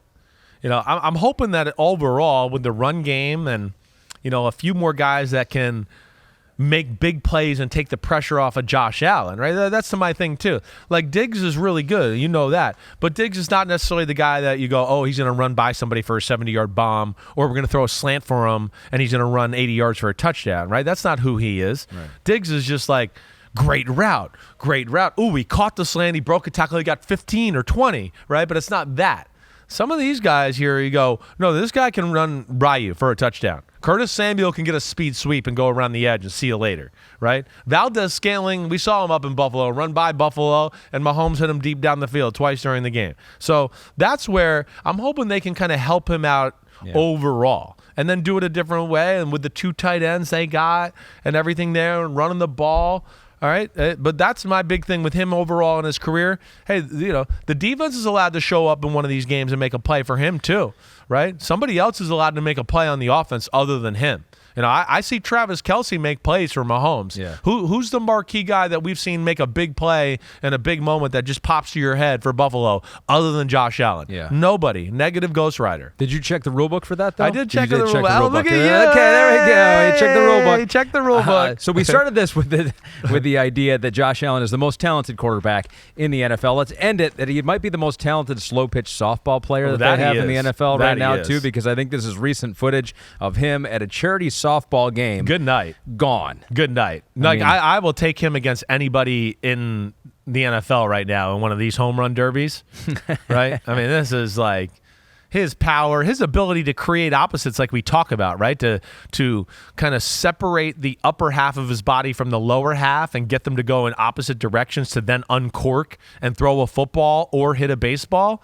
I mean, they're insane. And yeah, I mean, again, guys like Allen and Mahomes, I think could probably be professional baseball players. Definitely. And he's a rare one that wasn't. I don't think he was drafted by anyone. Was he a baseball? No, he was. I don't know. He was kind of in the middle of nowhere, California. It seems like the planet didn't realize how good he was until he got to Wyoming. They saw him there and they go, "Oh my God, we missed the boat." Yeah. He is the number 2 quarterback this year for you in the Unicorns tier, along with Joe Burrow, which leaves one.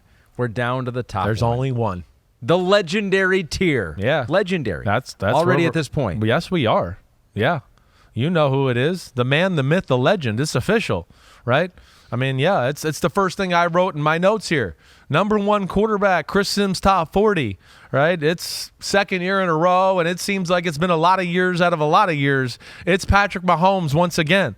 That's right. Patty Mahomes, number 15. He is the man, the myth, the legend, and that's the first thing I wrote in my notes when I turned on the film. We've officially hit legendary status. Forget right now what we're talking about. It doesn't matter. This is one of the greatest we've ever seen to play the position. One of the greatest. Manning, Brady, Mahomes, right? I mean, it's that class. Elway, Joe Montana. Mahomes is there, right? Special room of the Hall of Fame. Get it ready. He's there. 15. That is the man. Nobody has more of an aura about them in the NFL right now than Patrick Mahomes. When you want to talk about his own team's belief and what they can do because he's their quarterback, and I mean the fact of coaches reside to, if we're in a close game and he's got it last, like, I mean, that's what I hear all year. Well, they'll keep it close, and then they got him, and then they'll, that's what I hear all year from Givens. Yeah, it's just, yeah, we can contain them, but they're gonna get the ball late, and hopefully we can win. I mean, that's what he's doing to people right now. That's what he's doing. When you hear defensive coaches who, it's on a Tuesday, and man, we just got the first look at Mahomes, and they showed me a tape of all his great plays, and oh my gosh, I don't know how you stop it. Do we blitz him? Is it worth it? Do we drop everybody? I don't know, right? I mean, that's what he is. You go, did you just get off the treadmill? And they go, no, we got Patrick Mahomes this week. Yes. Come on, I'm trying to figure this out. Right. I mean, his team believes in him, and if the game's close, the other team believes in him too. That's where we've gotten. They're literally like, the game's close. Damn it, he's going to win it. All right? I mean, I don't think anybody believes right now that they can beat him in a one-and-done scenario. I mean, again, I'm just waxing poetically here right now. Forget notes and football and all that. I mean, that's the first thing. He's gotten to a status where it's like, it's the playoffs. Home, road, don't matter.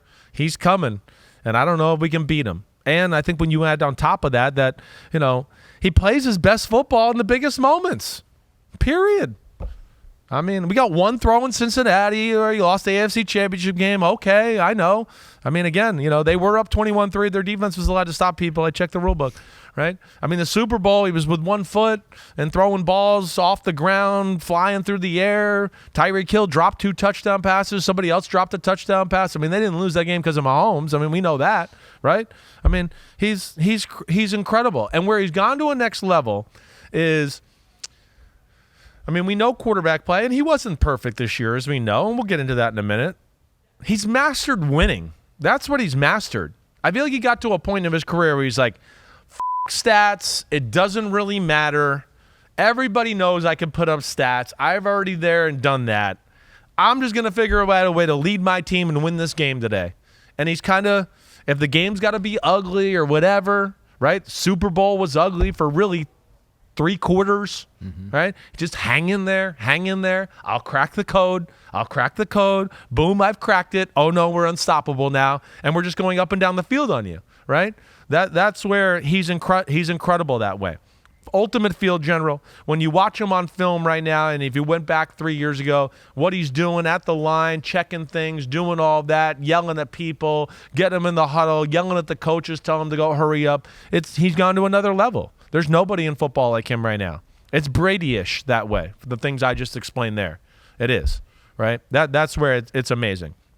I think we're just gonna win, right? That's he doesn't care what it looks like, and maybe the greatest blend we've ever seen on system technician and backyard magical worker, right? That's where he can go 5 series in a row where you can go, what? He's a machine. Like, it's like, ooh, it's perfect. It's like, is he Joe Burrow today? He's got great mechanics. Every throw is good. He's in the pocket, blah, blah, blah, blah, blah, blah. All of a sudden, the game turns around. All of a sudden, it's a drive or two. We stall. Ooh, they've caught up to what we're doing. They've changed what they're doing. And then he just takes over with physical ability all of a sudden.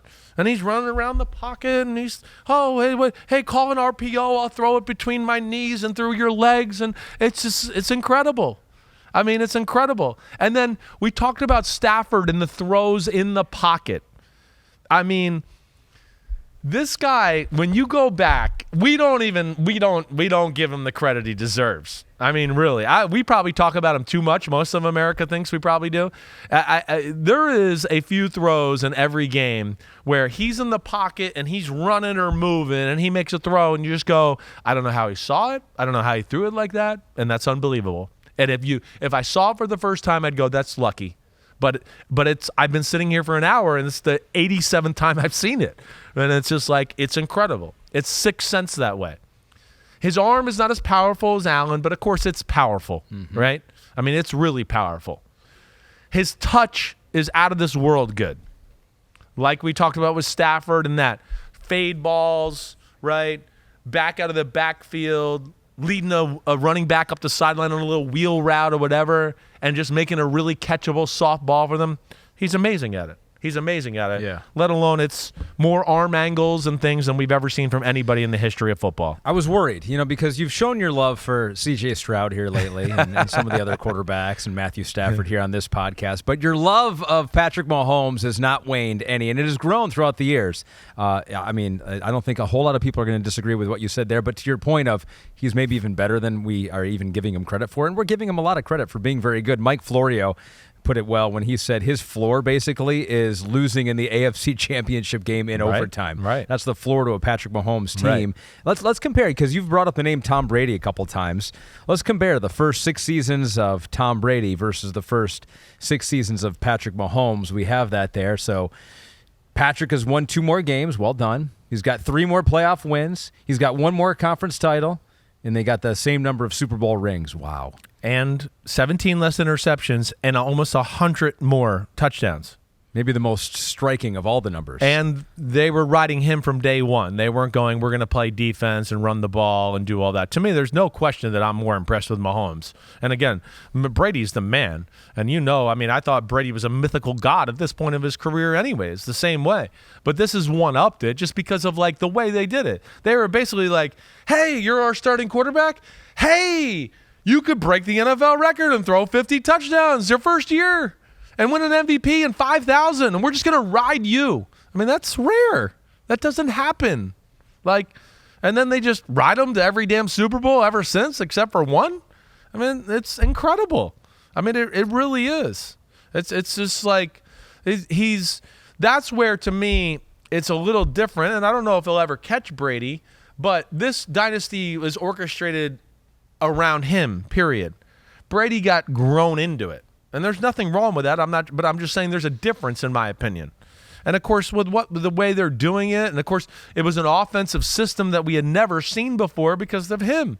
They were like we've made fun of it, we've loved it, we've done it all, right? But it's just like, hey, you guys all run that way, and this guy go that way, and he'll figure it out. Don't worry, he'll make the damnedest throws you've ever seen. Don't worry, we'll be good. You 3 run that way, that guy go that way, and the defense will be in trouble, right? I mean, they were doing stuff, and it's all because of him. Yeah. I mean, that's where it's incredible, right? I mean, he's doing it too with a style and a flair that I think is unmatched in history. He's got both. He's got the art and he's got the results, right? to show for it. I mean, he's got a little Jordan had the fadeaway with the tongue wagon or the Jumpman logo, like Mahomes sidearm or Mahomes with the last throw in the game against the 49ers where he's on the run, he throws it, and he kind of stops in his tracks right as he throws it and then goes backwards.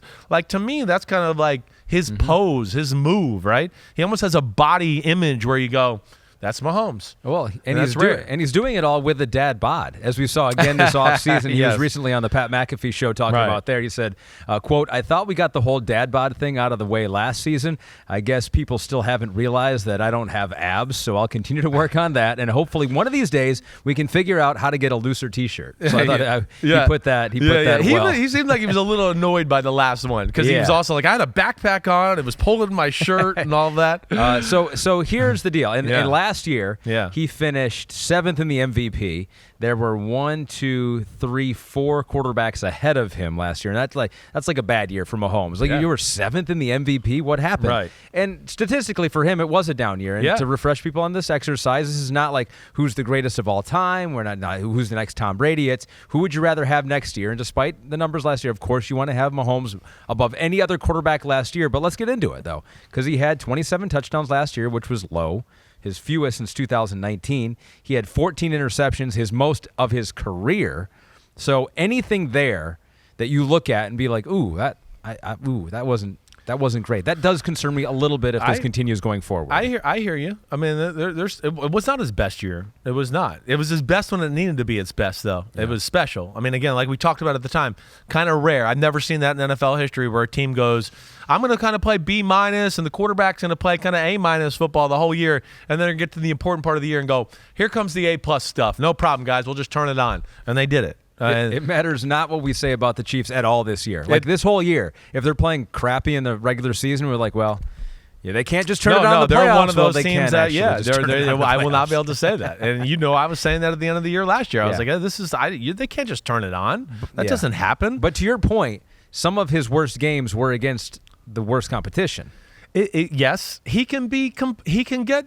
What do I want to say? Complacent, bored, right? Where some of his worst games, again, I think he gets a little frustrated, like we talked about with Josh Allen or some of these other guys here, where it's like, wait, it was 3 and out. It was 3 and out. I got to make something happen now. And now it's like, well, okay, but don't leave the confines of the offense. Don't get too aggressive now. We don't need to force that throw. Or, I know nothing's happened, but, stay within the offense to a degree here. Don't leave it all the way. There's some guys underneath. They're open. You could have kept moving the ball here. But he's got a little impatient, and he has a little bit of that, hey, he wants to be Mr. Magic Man, do that. I know that. He tells me that. He loves that. So I think when he goes a little long time without making one of those plays, he's kind of like, it's time for me to make one of those plays, especially if it's a day where their offense is struggling and can't find the groove. I think he takes that burden on himself to kind of jump things and get going, start things and get going. And it can lead to issues. It gets them off kilter, what it does. It leads them to not going through reads completely or looking at one and now, wait, guys haven't been open. I'm going to look at the rush and try to scramble and buy some time somewhere and make it happen that way. And you're like, no, that was 4 or 5 plays ago. There guys open right now. You're kind of missing it. Your internal clock's been messed up. Mm-hmm. That's where he can definitely get better. And then he can be a little sloppy with his mechanics at times too, right? His best games, I can always tell he's got his feet are real wide and he's perfect. And other games when he can be a little off, his feet get close together, his stride becomes a little odd, and the ball might not be as crisp or as accurate as we know he can be. But yeah, I think that's the thing. And to what I said, I was trying to get to this point, and I got tequila and weed in my brain, so I'm trying to get through all that from the weekend. Yeah. But we also, before the show, you and I were talking, right? I mean, they're this close. When you go back and watch them, I mean, they're this close from being 13-4. Like, this close. I mean, they catch the ball against Detroit. They catch the ball against Green Bay. They catch the ball against Philadelphia. Like, they're going to win the game. Like, they're going to win. I mean, period. 14-3 then. I mean, right. Yeah. So that's how close it was. And again, because we know they didn't help them out a whole lot this year. They didn't on the offensive side of the ball. They had a hard time. Receiver, who jumped out, who's going to be the mainstay guy, who they can. I think that was all. So, like, that's what's scary about them. Their defense was awesome. It was a year where it looked like they took a step back offensively to kind of retool, and they still won the Super Bowl. Yeah. Right? And that's what's crazy. And I think they're more talented at receiver this year than they were last year.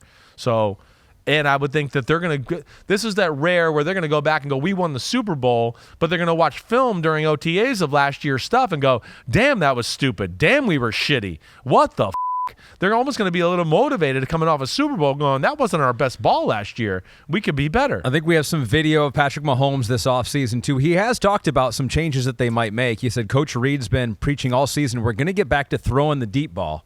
That's what we're going to do. I have to be smart when we do that, but at the same time, I want to be that explosive offense that we have seen in the past. So he's going behind the back here. Yeah. We're going to see that. That'll happen at some point. This is Hollywood Brown deep. Oh, they're going deep. So Patrick Mahomes is not afraid if every team knows it. We're going deep this year again. They need to. They need to. It's funny. A few years ago, I was going, they need to find more of an intermediate short passing game. Remember that? I was going, they don't. It's always looking for the big pass. Can they have some surgicality in their offense? They've honestly gone the other way too far, right? And I would tell you that really as a whole through the year and the last 2 years, if you told me the worst throw in Mahomes' arsenal right now, it's the deep ball. If you consistently look at it. Because I think they kind of got out of the groove of it. And it became a little bit more of the 5, the 10, the 12, and all that. And we know he's one of the greatest deep ball throwers in the game, right? I mean, he's arguably the most gifted thrower ever in the history of football. I mean, he's in that conversation. I mean, we've never seen anybody be able to do it all the different ways he can do it. I mean, he's arguably the most gifted thrower. Here's one that's not arguable. He is the greatest scrambler in the history of football. If you take Mahomes scramble highlights, I will put them up there against anybody right now who wants to come see me with a video, and we'll see whose are better. Because it's just, you can't even come up with the top 10, right? I mean, we laugh during the season. Sunday Night Football, we're going to do a game, and they want us to pick the 5 best throws of the year, and we laugh. We go, can you believe? We're not even going to talk about these ones. We have to leave these out. Like, which one of these 5 crazy throws do we have to pick, right? I mean, he's an incredible scrambler. 6th sense, great in the pocket, but the scrambling to throw is out of this world good, right? Yes, he can make all the power throws. I do think it's somewhere we can get better, though, is the power down the field throws. Okay. I think there is a little bit of room there. And, you know, like I said before, the most movement wow throws in the pocket in NFL history. In NFL history already. Like I'm talking about, you know, again, like I was talking about Stafford, like he's running up to the line of scrimmage at full speed. Why looking downfield? I might run. Oh, Kelsey's open on a 27-yard corner route. Boop, and I'm just going to throw it and not really break stride or gather my body or anything. And you just go, what? He has a throw in the Bears game. He throws a deep corner to the right. They're backed up in their own end, like in their own part of the field. I mean, it's a 45-yard throw. He's on a full sprint running up in the pocket about to get hit, and he's just like, and you're like, what? Was there a magnet in the guy's like pants there to bring the ball to him? I mean, it's incredible. He doesn't have the abs. You wouldn't look at his body and be like, that's a strong dude. But he has maybe the perfect combination of flexibility and strength. Right. It's like both of those things in the perfect amount that joined together to make him able to do some of those things that some other quarterbacks who are stronger or are more physically gifted in some areas. That fine line of you want a little armor, but you want to keep a less elasticity. Yeah. Right? Like I was watching a little, my son last night was watching something on YouTube with Kevin Hart and CJ Stroud. You know that thing where like Kevin Hart gets in the cold tubs and talks to athletes or famous people, right? Yeah. He had CJ Stroud. And CJ was probably awesome in that. Well, and CJ, but my son was like, CJ Stroud's not that muscular. He's kind of just like, you know, and I was like, yeah.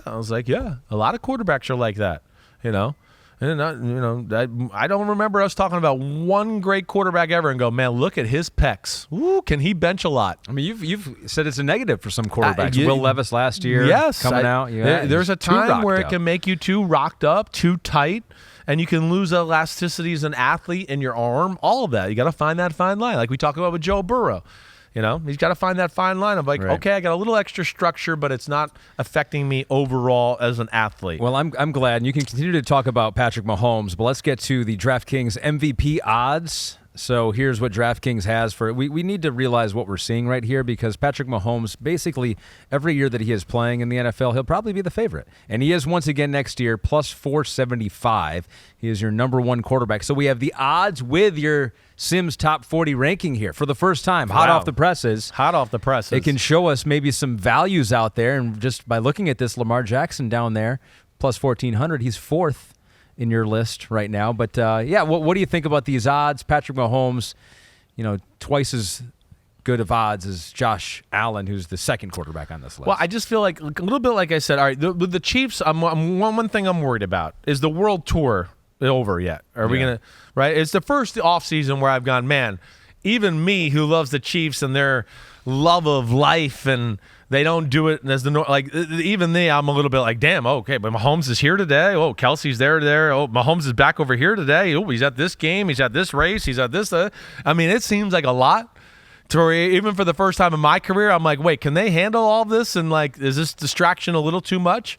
I don't know. But then there's the other part of me, like I just said to you a minute ago, where I go, I look at these MVP odds and I go, wait, the Chiefs are going to look at film from last year and go, man, we were kind of shitty on offense last year. We need to fix some things. And then you got 2 guys that got rockets up their ass, and Xavier Worthy and Hollywood Brown, and he just told you they're going to throw the ball down the field. right? To where I think like they could have a little bit of an edge about them to like, no, that was not our best stuff, and I wasn't my best last year, right? To where it's like, it's weird to win the Super Bowl and have an edge, but I could see that happening here. All right, out of the rest here, you've heard the Josh Allen thing's interesting, just because I think they could do it a little bit more by committee and be a better team. Yep. But there's two I think that jump out to me. Burrow is one. Burrow, for a value one, it'd be somebody I'd watch out for. Just because injury, I think they're going to be good. I think they're on a mission there in Cincinnati right now, and they realize this might be the last year of this shelf life of this football team right here, right? And the last one I'll throw in that is a little down the line is Jordan Love. I'd watch out for Jordan Love. If I had extra change in the couch cushions, he'd be one that I would think about there at plus 1,400 because, hey, they're talented. We know he's got talent. They can run the ball. They got defense, right? I could certainly see Green Bay with that team, and he plays the way I think he's about to play, where you go, oh, they're one of the best teams in the NFC, and oh, they're a number 1 or 2 seed, and he leads NFL in touchdown passes. Like, do I think that's crazy? No, I don't think that's a crazy thought. DraftKings Sportsbook is an official sports betting partner of the NBA. And during the playoffs, new customers can bet $5 and pocket $200 in bonus bets instantly. You can download the app, use the promo code UNBUTTONED when you sign up. DraftKings Sportsbook. The crown is yours. See, we're back. We're back, baby. We're back, you and me. All right, one more thing. Hold on. And I think, too, we also have What's My Grip. I almost think we saved that for Wednesday. What do we think? We're going to save that for Wednesday. Too long probably here. We have, you've waxed poetic, which you should. These are your most, favoriteest quarterbacks that are in the game right now. So all right, so we'll hold for those waiting for What's My Grip. Go, what's up with that? Right. We're doing it Wednesday. Okay, cool. Along with the Ask Me Anything. Yes. Too. All right. Sorry. That's cool. I like that. That gives us a little more, juice for the Wednesday pod. I like where you're at there. One more thing in honor of our man Colombo. All right, we talked about the movement throws, the wow throws in the pocket more than anybody in history, right? He's the best screen and RPO thrower in the NFL, right? And what you can't also forget too is he's one of the best runners in football. Nobody ever talks about that with Mahomes. It doesn't look like yeah, right? I know, but damn, I saw him play Jalen Hurts in the Eagles, and he was more running than Jalen Hurts last year in the Super Bowl. Big runs, last few drives, right? He is an incredible runner. Incredible. Doesn't get the credit there. Brady type leader, like I said. That's the other thing, the effect there. I think that pretty much does it. He just needs to be a hair more disciplined and a little less reckless, and he'll be the most perfect quarterback in the history of the world. He could be even in a higher tier next year. He's number 0 next year. He wins the Super Bowl next year. We take the 1 away, and we just make him number 0. Let's do that. If he wins MVP and the Super Bowl, he's 0. He's 0. You're agent 0. We'll do 41 top quarterbacks, ending with 0 at Patrick we Mahomes. Can't even count them. Like, you're not even in it anymore. You can't be compared to all these other quarterbacks. Realm, you have your own list if they do it again this year. Congrats, That's right. Patrick. Will he accept an award or anything? Do we have a trophy we can give him, or invite him on the pod, Pete, that we gave him? Invite him on the pod. We'll give him something. Yeah, invite him on the pod. Let's see. Well, let's see if we got any pull there. I mean, we do know each other a little, right? I'm not on a phone relationship with him or anything like that, but I have spent time with him, and he is aware of how much I loved him coming out of college and how much I love him now. That's for sure.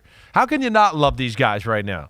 Right? It's the worst thing about this exercise is that you guys make me act like I like people that I don't more than others. Right? And I'm dead serious. I love this group of guys we got right now, right? We got a lot of great stories. We got a lot of people who've gotten better. You're Jared Goff, the Jalen Hurts of the world. Rodgers is an all-time great. What's he going to be? Can he regain that form, right? You got guys like Trevor Lawrence who have superstar talent. Will it all meet up? And then these guys we talked about today, C.J. Stroud. I mean, I'm all the rookies, the too? rookies coming up. I think it's as exciting as ever.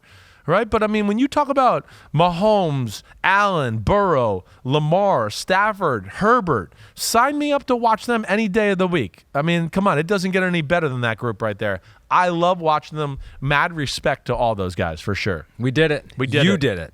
Congratulations. You helped me.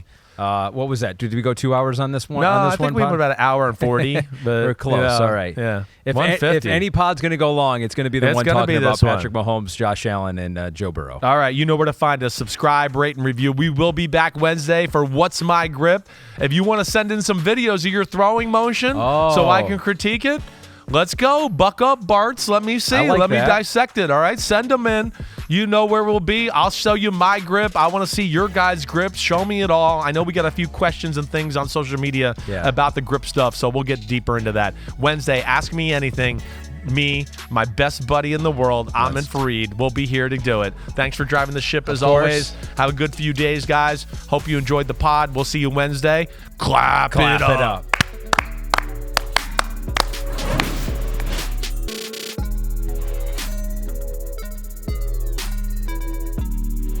Yo, what's up? Thanks for watching, homies. You know it's the off-season, but there's no off-season with Chris Simms Unbuttoned. It's the NFL. It goes all year around, all right? So hit subscribe, please, to hear my thoughts on your favorite team, your favorite quarterback, and, hey, how this season might unfold as we get ready for the 2024 season. We got a better picture, clearer look now that the draft is over, free agency. We know who's playing quarterback for certain teams. So, again, thanks for watching, and remember to subscribe. Peace out, homies. Check you out soon.